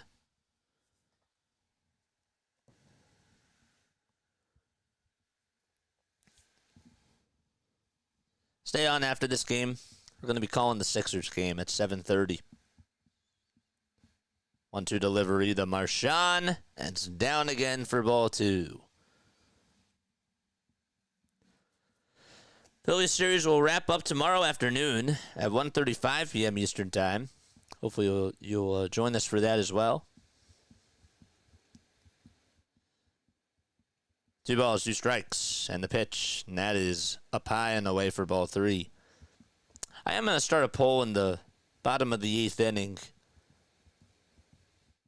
I do want to know if you guys want me to cover the Sixers tomorrow night or Sunday Night Baseball.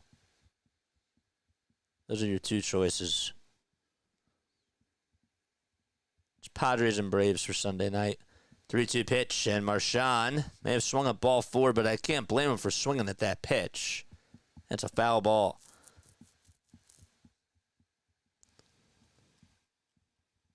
Tankathon continues. Oh, yes. 3 balls, 2 strikes to Rafael Marchand. No post-game show after this game tonight. Payoff pitch, and Marchand lays it off and says, no, no, no. And Harper goes over to second base, and there's still 1 out. Wow. And so there's runners on over at first and second. And Martinez will make another move.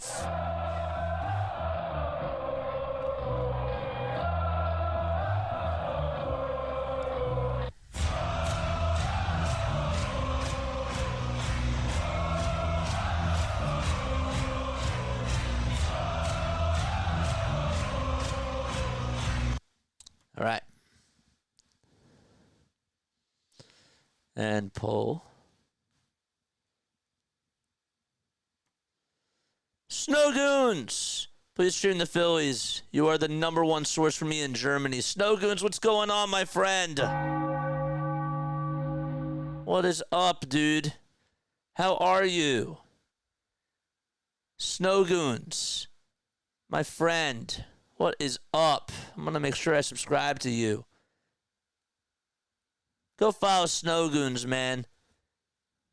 My guy puts out some incredible content. They're hip-hop producers that are based in Europe, which is really, really awesome. It's so sick. Go check them out, man. Go check them out. Snowgoons, I appreciate you so, so much. I appreciate you all for being on here. And guys, just wanted to make sure I remember to tell you guys this. If you guys want to email me anytime, okay, for business inquiries or for just reaching out or whatever it is, jasonjosephonair@gmail.com. I will post that right now.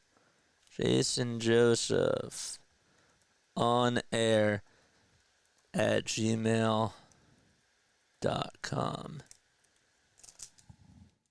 Is this. Good. Finally, baseball season is back. I know. Top of the 8th, 1 out. Kepler is in the box. 1 out. And the pitch. That's on the outside edge for strike one. It's at 94. It's great to see you hit 5K. Dude, I really appreciate that. Eduardo Salazar is pitching for the Nationals. Gave up the 2-run triple to JT. Even though some would say that the right fielder just dropped it. But still, they were given to him.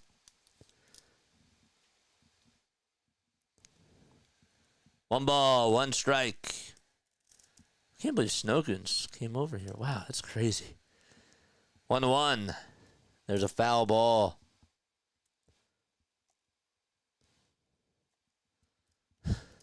Finally, baseball's back. I feel you on that. Shout out to Snowgoons. 1 ball, 2 strikes. And the pitch to Kepler. He got jammed, but he fouls it back over towards the screen. Jake Irvin pitched earlier today for the Washington Nationals. He went 5 innings, gave up 7 hits, 2 earned runs, 2 walks, and 2 strikeouts.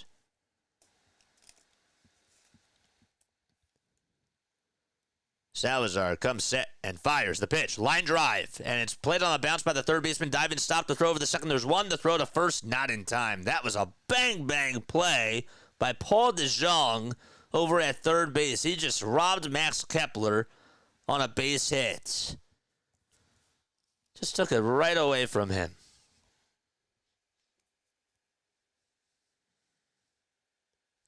That was excellent.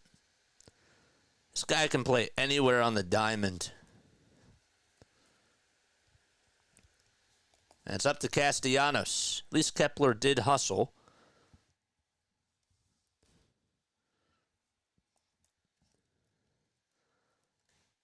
And I think that we're going to have a challenge here.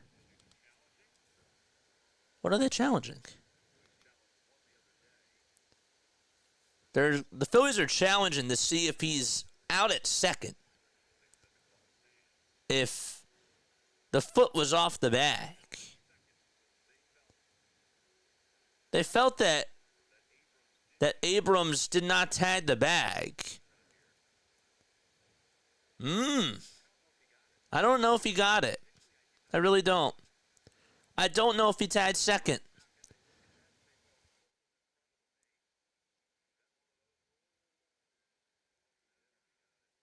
Maybe he did get it. I don't know. It's hard to tell. It was hard to tell from the other angle that they showed us. They gave us a backwards angle of Abrams' foot. I think his heel was just maybe ever so slightly on the bag. But it's not so conclusive.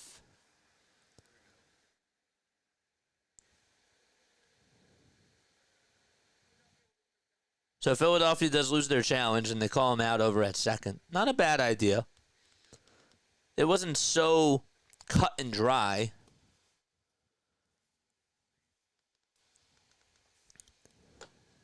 So it's 2 outs. And now Yohan Rojas will come on up to the plate and pinch hit Pitch, swing and a miss. He's pinch hitting for Nick Castellanos. 27 more subs so we get to 51 hundo.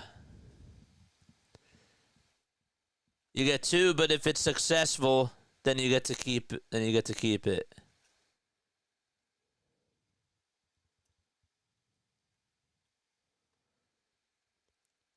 Oh, 1 pitch. And there's a called strike.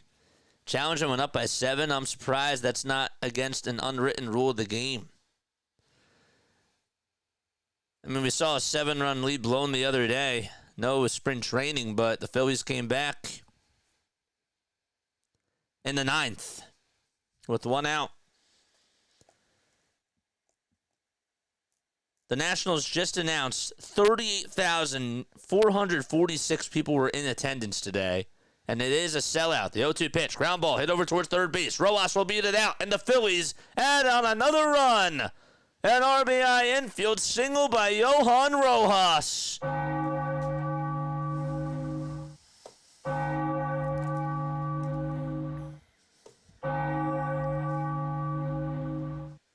Want to see hustle. He made good contact there, and he was running out of the box. Running for his life.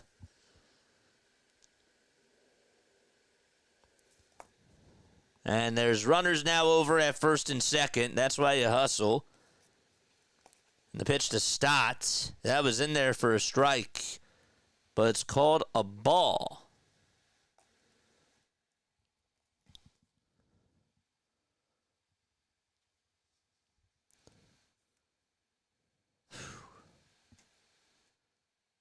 One no pitch to Bryson. Strike 1 at the knees. Got 161 likes. Keep them coming.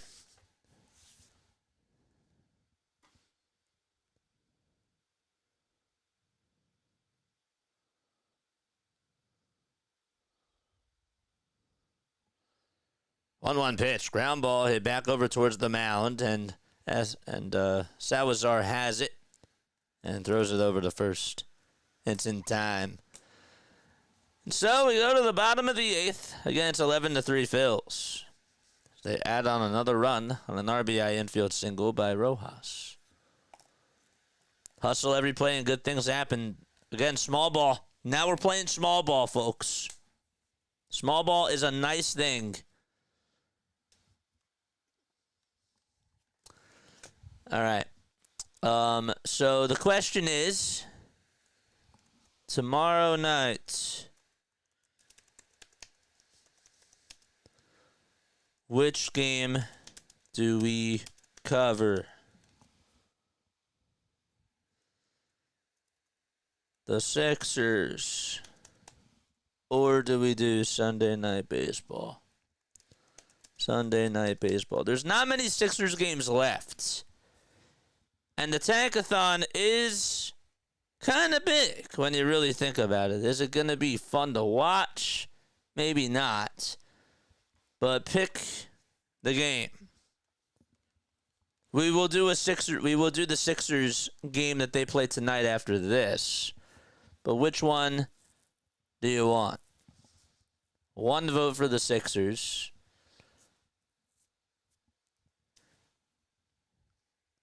What do we do tomorrow night? Sixers or Sunday Night Baseball? Do we start a Sunday Night Baseball marathon tomorrow night?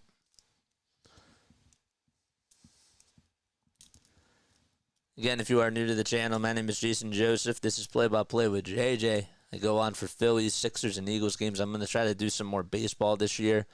I want to try to get more baseball fans on this channel. I do. It is a must-lose Sixers game tonight. It is. It's another one.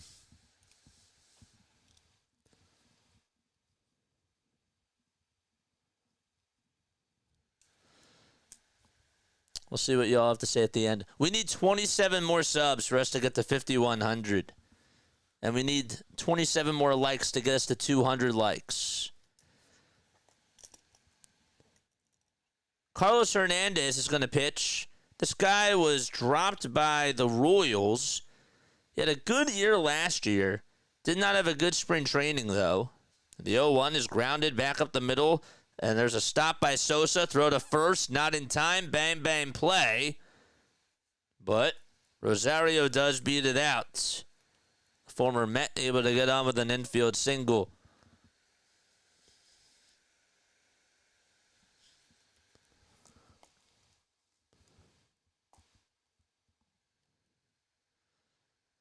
I'm just over the 76ers. I need them to get that pick.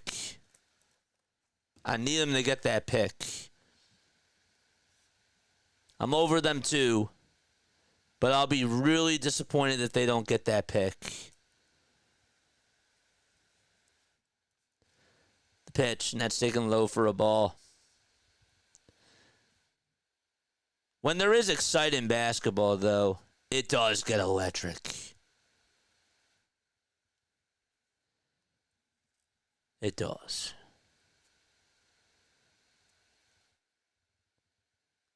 One ball, no strikes. The pitch. And there's a swing and a miss. Rojas playing center field now for the Phillies. Riley Adams did just come on in to play for Keibert Ruiz, so his day is done. 1-1 pitch. There's a foul ball. So Rojas is out in center. Kepler goes from left to right, and now Marsh goes from center to left. Need a K to watch the Sixers.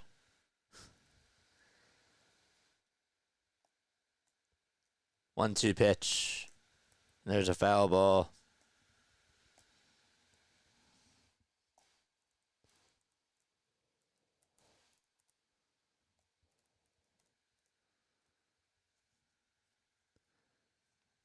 (11-3) Phillies, bottom of the 8th. And the 1-2 delivery, and that is swung on and lifted out to deep right field. And Nathaniel Lowe takes Carlos Hernandez deep. And that thing went 401 feet. That was a bomb.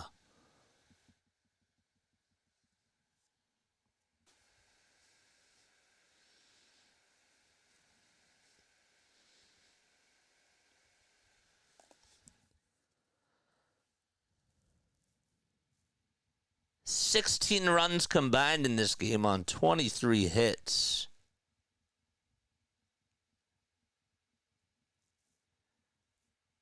And Riley Adams is going to foul off pitch number 1. A couple of doses to watch the Sixers. 0-1 pitch. There's a line drive out to center field, and Rojas will come running in to make the grab. So keep voting. And there's one out.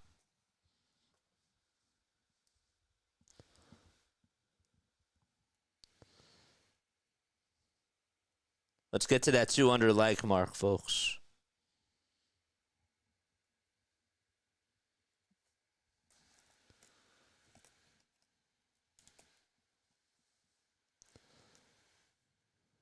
(11-5), bottom of the 8th, one out. Now it's Tenna, Jose Tenna, comes on in the pinch hit, and he takes a ball. Pinch hitting for Paul DeJong. 1-0. Rounder hits off the back of the heel of the pitcher. Throw over to first, though, is not in time. Sosa did a good job at reading where the baseball was going to land. It got a little piece of Hernandez's heel as it sort of kicked right over to him. So they'll call it an infield single with one out. And Rob and the athletic trainer is going to go out there.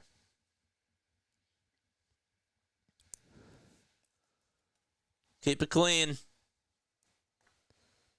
I don't want to see us cursing with over 200 people on here. Keep it clean.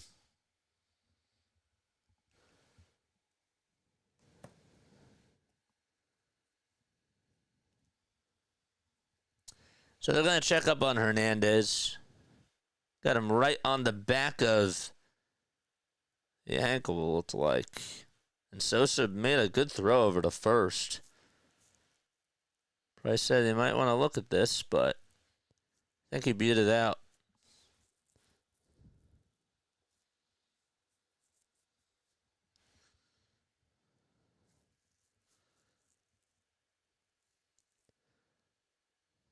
Ouch. Looking at the replay, it's just like, oof.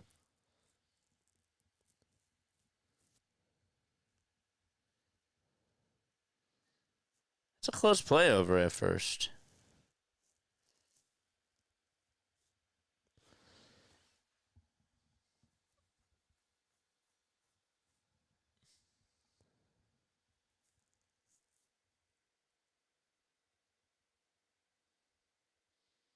This play was close. Phillies did challenge this, and there was no signal before. I figured that was what was going on, as well as the little injury. And so they challenged it, and the call stands. Call still stands. 1 out, bottom of the 8th. And a runner on over at first. The pitch. And there's a called strike.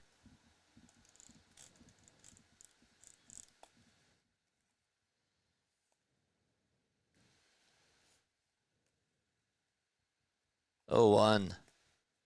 There's a pop out, hit out over towards right field. And there's out number 2.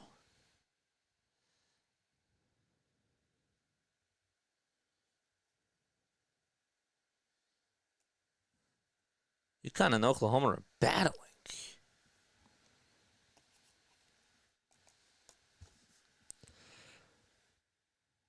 All super chats do go over to the top, folks. 2 outs in the pitch. That's taken inside for a ball.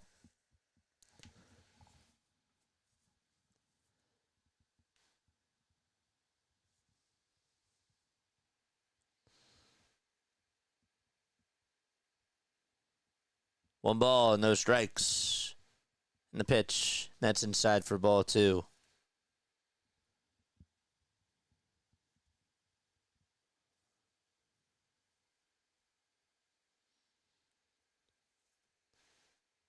Two-0 delivery.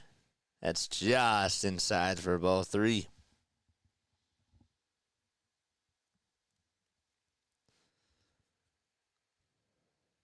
Let's get to that 200 marker. 3-0 pitch. There's a called strike. Throw back over to first base by Marchand, and he is out. What a throw by Marchand. Nationals, are they going to challenge this? Becomes the question. Marchand had a beautiful throw back over to first base. Rosario was way off the bag. So that is out number 3. But the Nationals are going to challenge this. That was a heck of a throw, regardless, by Marchand. That guy has a cannon as well. It was way off the bag. I think Harper just swiped him right on the elbow. Carlos Torres called him out. It was way off the bag. Harper did have to come back over towards first base. It was a great throw.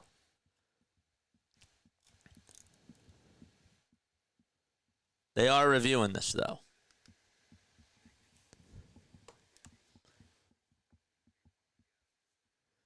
So hold your breath.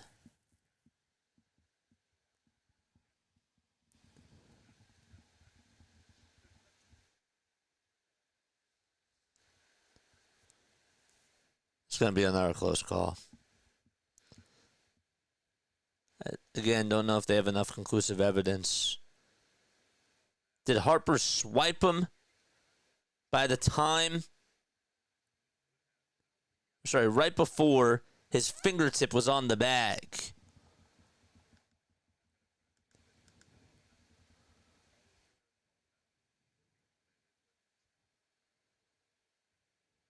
Can't see where the ball is from that angle.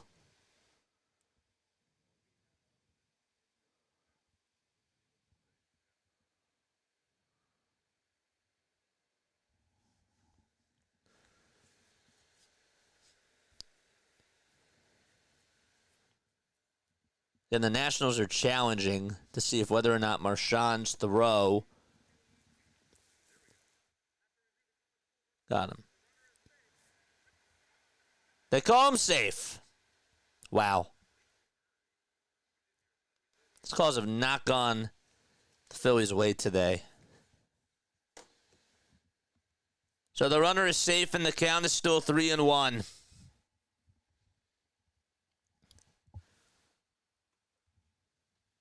I guess that they did have enough evidence to overturn it.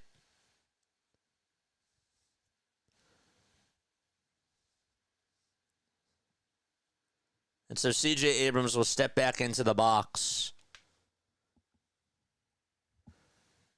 I like replay except when it takes this long. I kind of like it. It's suspense.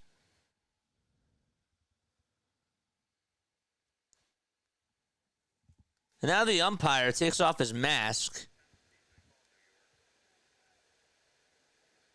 And what's going on now?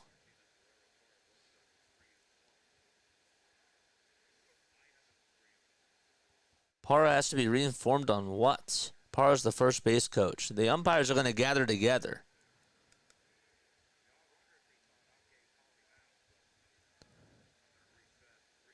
It's 3-1. Okay. 3 balls, 1 strike, 2 outs, bottom of the 8th.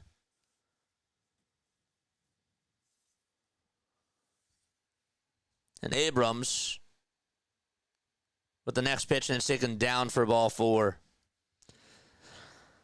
So they'll put runners on over at first and second. They just went together to talk about what the count was. Why can't they just look up at the Jumbotron?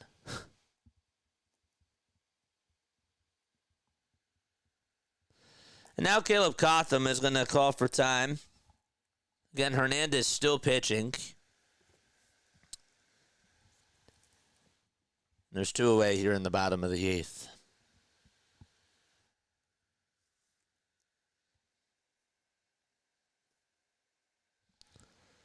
Phillies do have some action in their bullpen. Joe Ross is warming up.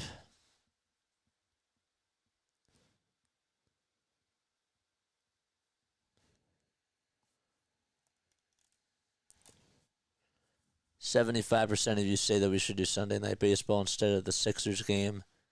We got 36 votes. Okay. Are you guys going to tune into Sunday Night Baseball? If we cover it. Because you can say yes. Y'all better be there. Here comes Cruz in the pitch. And there's a called strike. It looked a little bit inside.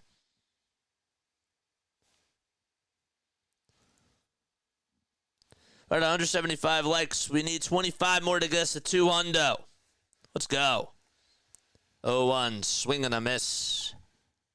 And Cruz down in the count 0-2. Doan has struck out 4 times today. Also had an air out in right field in his first game. In the 10th.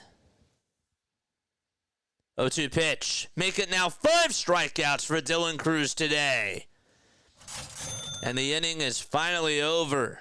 So Hernandez does get tacked up a little bit as he allows a 2-run homer to Nathaniel Lowe.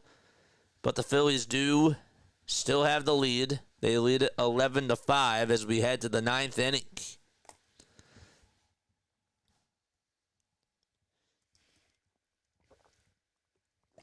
Stay on after this because we got the Sixers game. We got the Sixers game right after this. Don't go anywhere.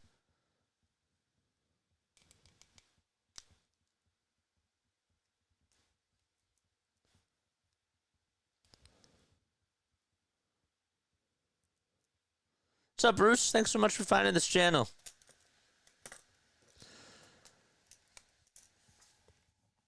All right, we're going to the 9th. David says, I'll definitely tune in. Good. Good. Yeah. People, it's funny how the algorithm really does recommend the baseball stuff that we do, but not as much the basketball. It's funny. And I want to, again, I know that with football it's easy because, again, it's once a week and it's easier to follow and whatnot, but I kind of want to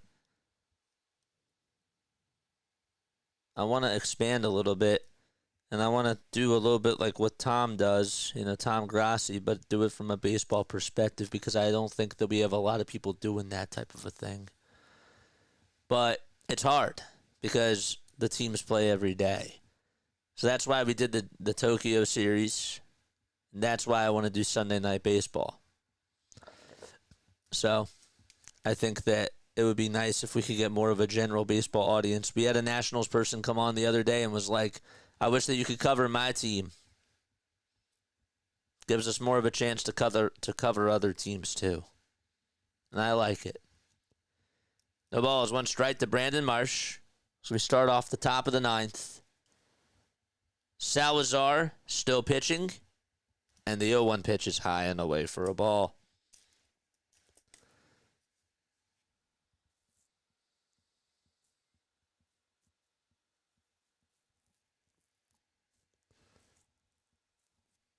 One, way inside. Maybe I got a fantasy player going. Sixers just released their starting 5 for tonight. Let's see who it is. Okay. Just took a screenshot. 2-1 pitch to Marsh. And it is a foul ball. Adams tried to hustle to get over to the ball. And Marsh was like, please just let it roll foul. And it did.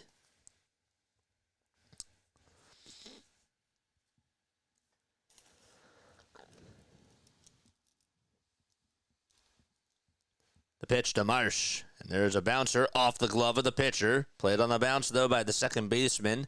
And the throw over to first is in time. It took a very weird bounce, and Rosario did a good job getting over to that baseball. And there's one away in the 9th.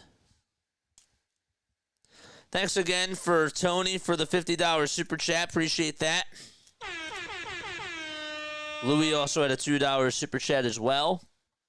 And so did our friend Jason Hess. Appreciate that.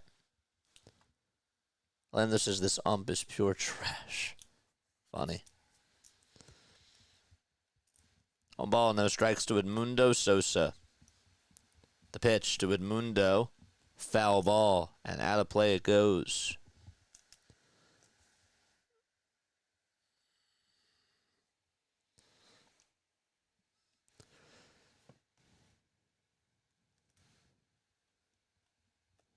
Salazar comes set at the belt and fires the 1-1. Tie inside for ball 2.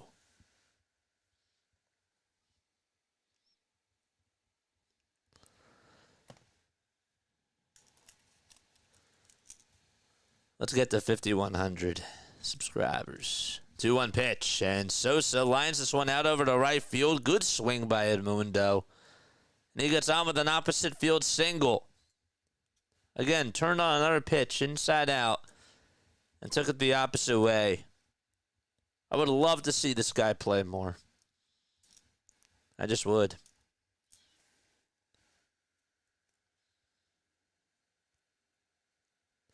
He gives you everything that you want in the Philadelphia athlete. Now Cody Clemens is going to come on in to pinch hit for Kyle Schwarber. Time is called.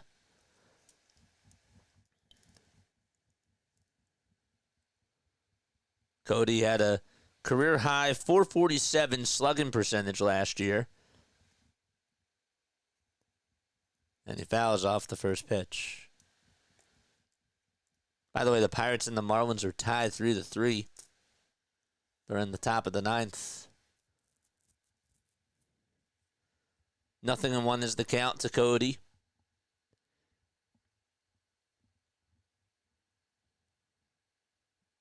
Is that a pitch clock violation? No, they're going to call balk.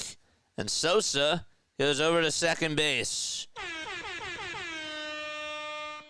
Stepped over towards first. And then stepped over to home plate, and the umpire called it balk. No balls, 1 strike to Cody Clemens.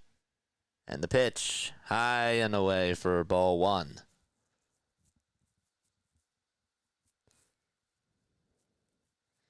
And also, thank you so much, Izzy, for becoming another member as well.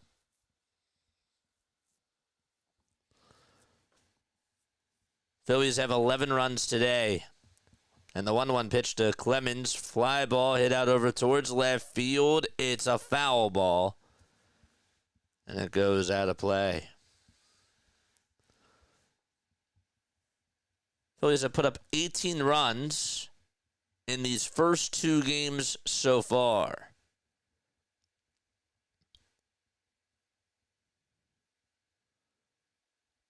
The 1-2, wide and high for ball 2.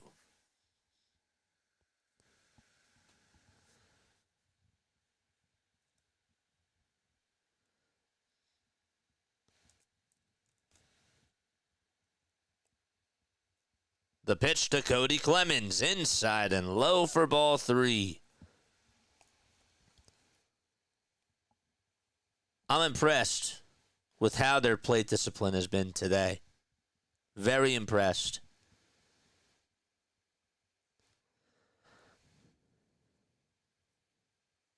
The payoff pitch to Cody Clemens, ground ball hit over towards first base, and the first baseman has it and will tag the bag for out number 2. The pitch right down the middle, just got on top of it, and Sosa heads on over to third base. 2 away in the top of the 9th.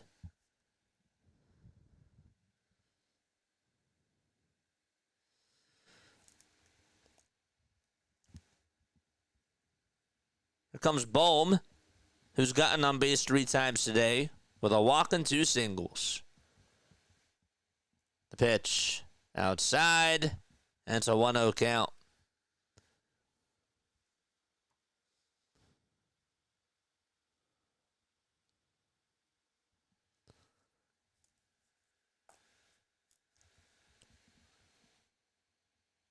The pitch, down for ball 2. 11 runs, 14 hits for the Phillies today. 5 runs, 11 hits for Washington. Tomorrow afternoon, it's Nola versus Parker. 2-0 pitch to Bohm. Fly ball hit out over towards right field. It's carrying. It's going back over towards the track, and it is caught right in front of the wall by Cruz. And now it just missed. A home run. And last chance for the Nationals. Time to go to the bottom of the 9th. They have their meat and potatoes up in the batting order. Starting off with James Wood.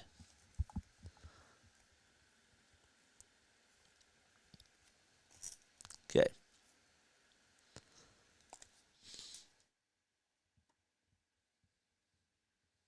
I was hoping Hernandez would still be a good pickup. Still hoping. Yep. I agree.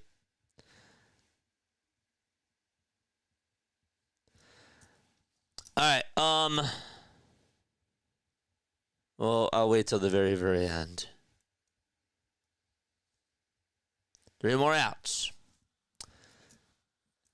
3 more to go. 185 likes. We need 15 more of you to hit that thumbs up button to get us to 200. We got to get to 200, folks. Got to get to 200. 70% of you want us to cover Sunday Night Baseball. We have 51 votes. We have 204 people and only 51 votes. What are we doing, folks? Come on. Vote. Do you want me to cover the Sixers tomorrow or Sunday Night Baseball? Pick.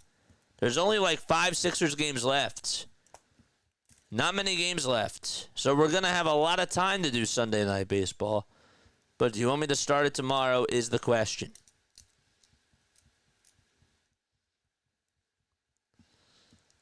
People say it.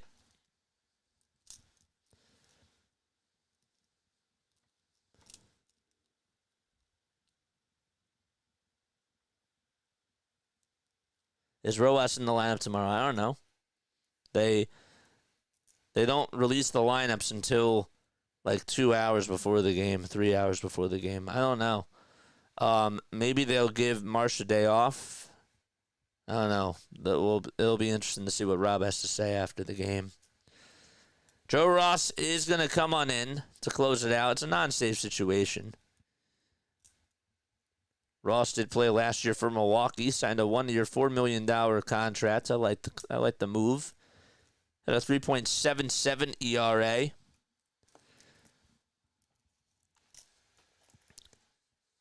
Yeah, no clue. Wood will start off the bottom of the ninth. He did get a double in his last at-bat, and he fouls off pitch number 1.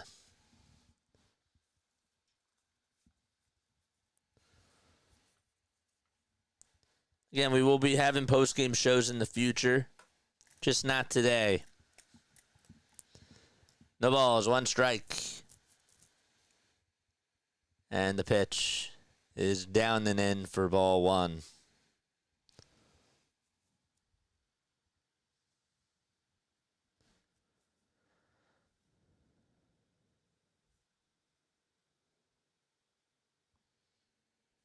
Lower back spasms for Trey today. We'll see if he's in the lineup tomorrow, too. 1-1, foul ball.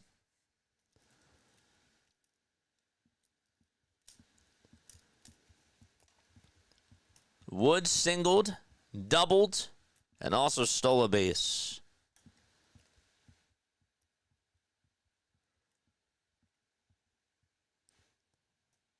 Ross with the 1-2 delivery. And he almost got Wood to chase after it. They try to appeal, and they say no swing over at third base.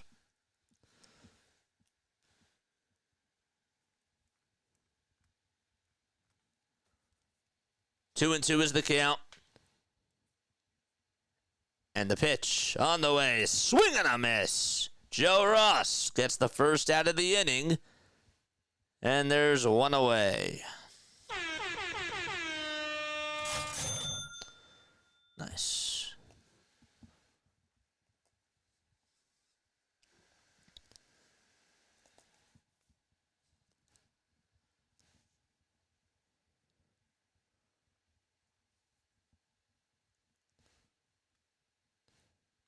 One out, bottom of the ninth.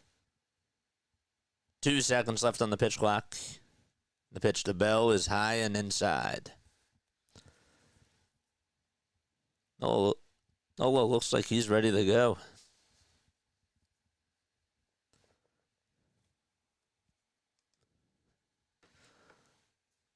One-0 pitch. Foul ball.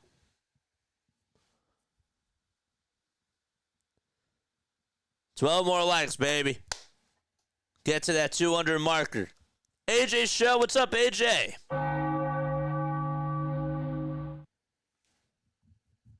Love it when we have the chairs in the chat. 1-1 upstairs. Came in 98 miles per hour.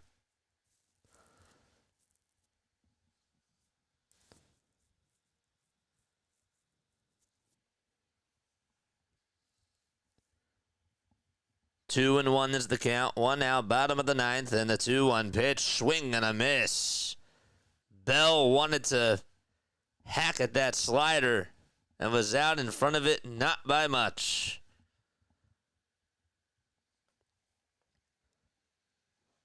Two balls, 2 strikes.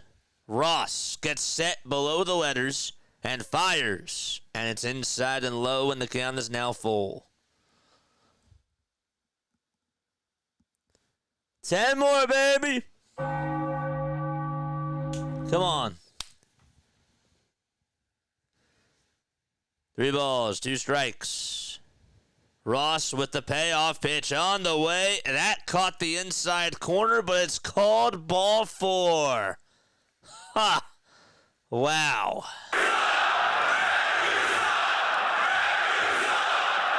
Wow. That's a strike. That's a strike any way you look at it. And Ahmed Rosario is coming up to bat. The pitch. Strike one.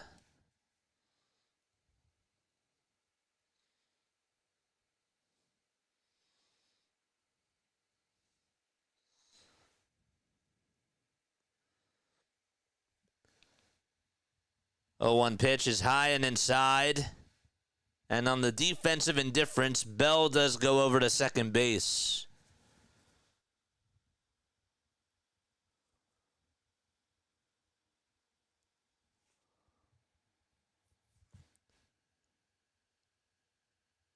One. Ground ball hit over the third base. Bohm will throw it over to first, and there's out number 2. Snow. What's up, Snow? You know what to do, Snowman. You know what to do. Comment that link down below. 8 more likes so we get to 200. And who's staying on for the Sixers game after this? I hope to see y'all there just to tune on in.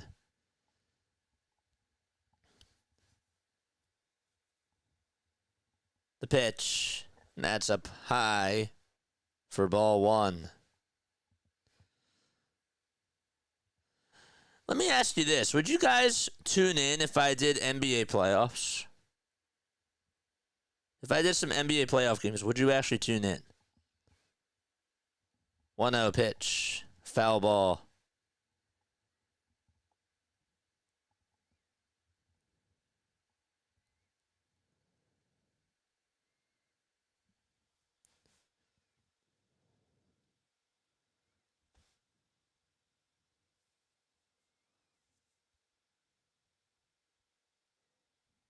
One. There's a foul ball. And the Nationals are down to their final strike. Sports Takes with Joseph is here. What's up, man?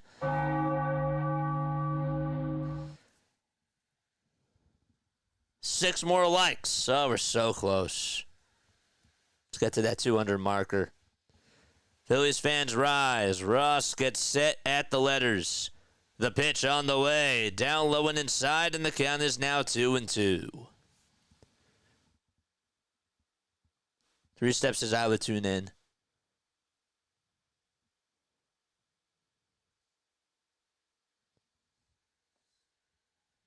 Cool. The 2-2 pitch on the way. Check swing. Did he go? The third base umpire says no. The pitch was inside. And the count is now 3-2.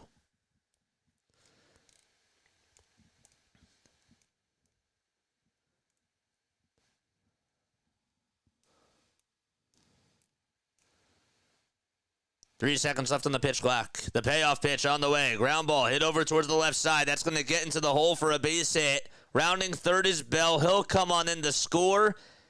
And it's 11-6 Philadelphia as Washington chips back. I didn't like the pitch there. It was a fastball right down the middle. But again, he made good contact low. And the game continues. Which means more of a chance for us to get to 200 likes. Let's go. Adams in the box and stares at ball 1.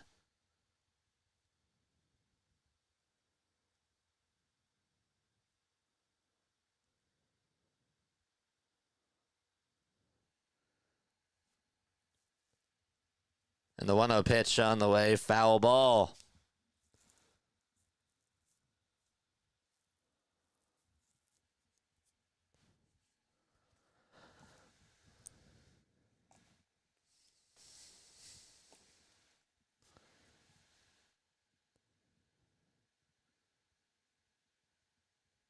The pitch to Adams, swing and a foul ball. And the Nationals again are down to their final strike. 5 more likes. Get us to the 200 marker, baby.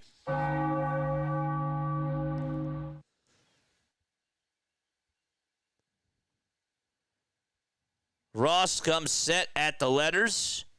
And the 1-2 to Adams. Ground ball hit over to shortstop. The throw to second, and that's the ball game.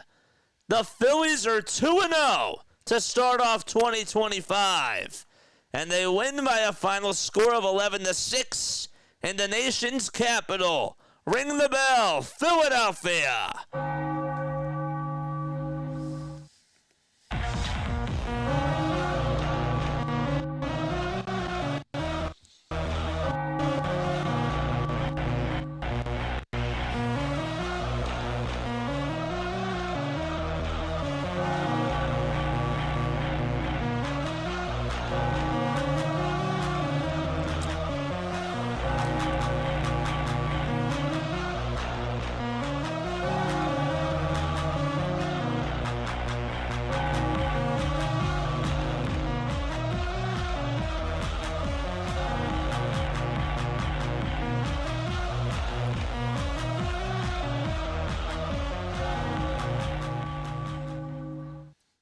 Cool. Excellent. All right, before I do sign off, I want to see letter grades. Give me a letter grade down below for how the Phillies did today. Give me a letter grade.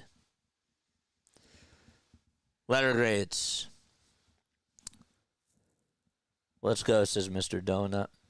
Letter grades for today. Calvin says I tuned in. Thanks, man. Letter grades for today, folks. Give me a letter grade down below. B minus. 2-0, baby. A minus. I'm going with an A.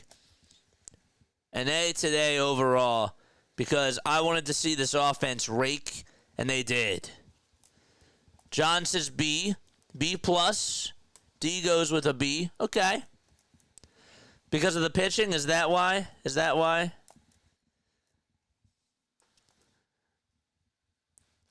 A grade. Pieces, smile, and be happy. 3 more likes, so we get to 200, man. Bruce says A plus. Smile and be happy says A. Okay. All right. I'll take that. I will. All right. Next up is the Sixers. Okay, we are live in 5 more minutes. All right, to talk about the Tankathon. Stay on. If you guys don't want to tune on in, my feelings won't be hurt or anything. But I would appreciate if you guys did hit the like button on the next stream. It would mean a lot to me. And first all alone, Larry says A. Yeah. I thought that the offense today was really, really sharp. Bryson Stott, okay. My big takeaway today was the bottom of the order. Stott, Marsh, and Sosa won them this game. They won them this game. Schwarber had a big hit. He had a big home run, which almost would have been a grand slam. But my gosh, Bryson Stott was locked in. Brandon Marsh was locked in. And Marsh actually could have went 4 for 4 because he lined out the short. But great win today. Really good win. The bullpen was the bullpen. I'm happy that they didn't go to their high leverage guys. Something to just keep your eye on. Joe Ross did okay. Did he give up the RBI single at the end? Yes. I think a lot more people would have went with an A if Hernandez and Ross didn't pitch. And if it didn't linger on. I think that then we would have had an A. But I'm not letting that skew my grade. I think I'm going with an A today for them. It started off by the 5th inning, my grade was at a B. I think it was a solid B. But yeah. An A is what I go up to. That's the type of offense I need to see this year. And it wasn't just the long balls. They got the home runs. They got the home runs because of how patient they were at the plates. That's why they got the home runs. Luzardo was phenomenal. Jesus Luzardo was electric today. Did he give up the 2 earned runs on the 2-run homer? Yeah. Other than that, though, he actually looked like he was a top pitcher. He did. The slider was disgusting. He looked locked in. Jesus Luzardo got the win, and he deserved it. Poche got the loss. No, he didn't get the loss the last time, but he deserved it. But yeah. Oh, wait, yeah, he did get the loss the last time, so he gets the 2 losses. But yeah. 200 likes, let's go. The 6th was an A+. I agree with that. The 6th inning is when they really turned it on. And the 7th was an A+ as well. I'm not, the 2 walks that Casty and Stott had back-to-back. Casty and Stott today took a lot of walks. They did. They took 2 walks each. I really liked what I saw. It's funny. All right. Time to head on over to the next stream. Okay? See you all over there. And yeah, man, go Phils. Go Phils. Good stuff today. Good stuff.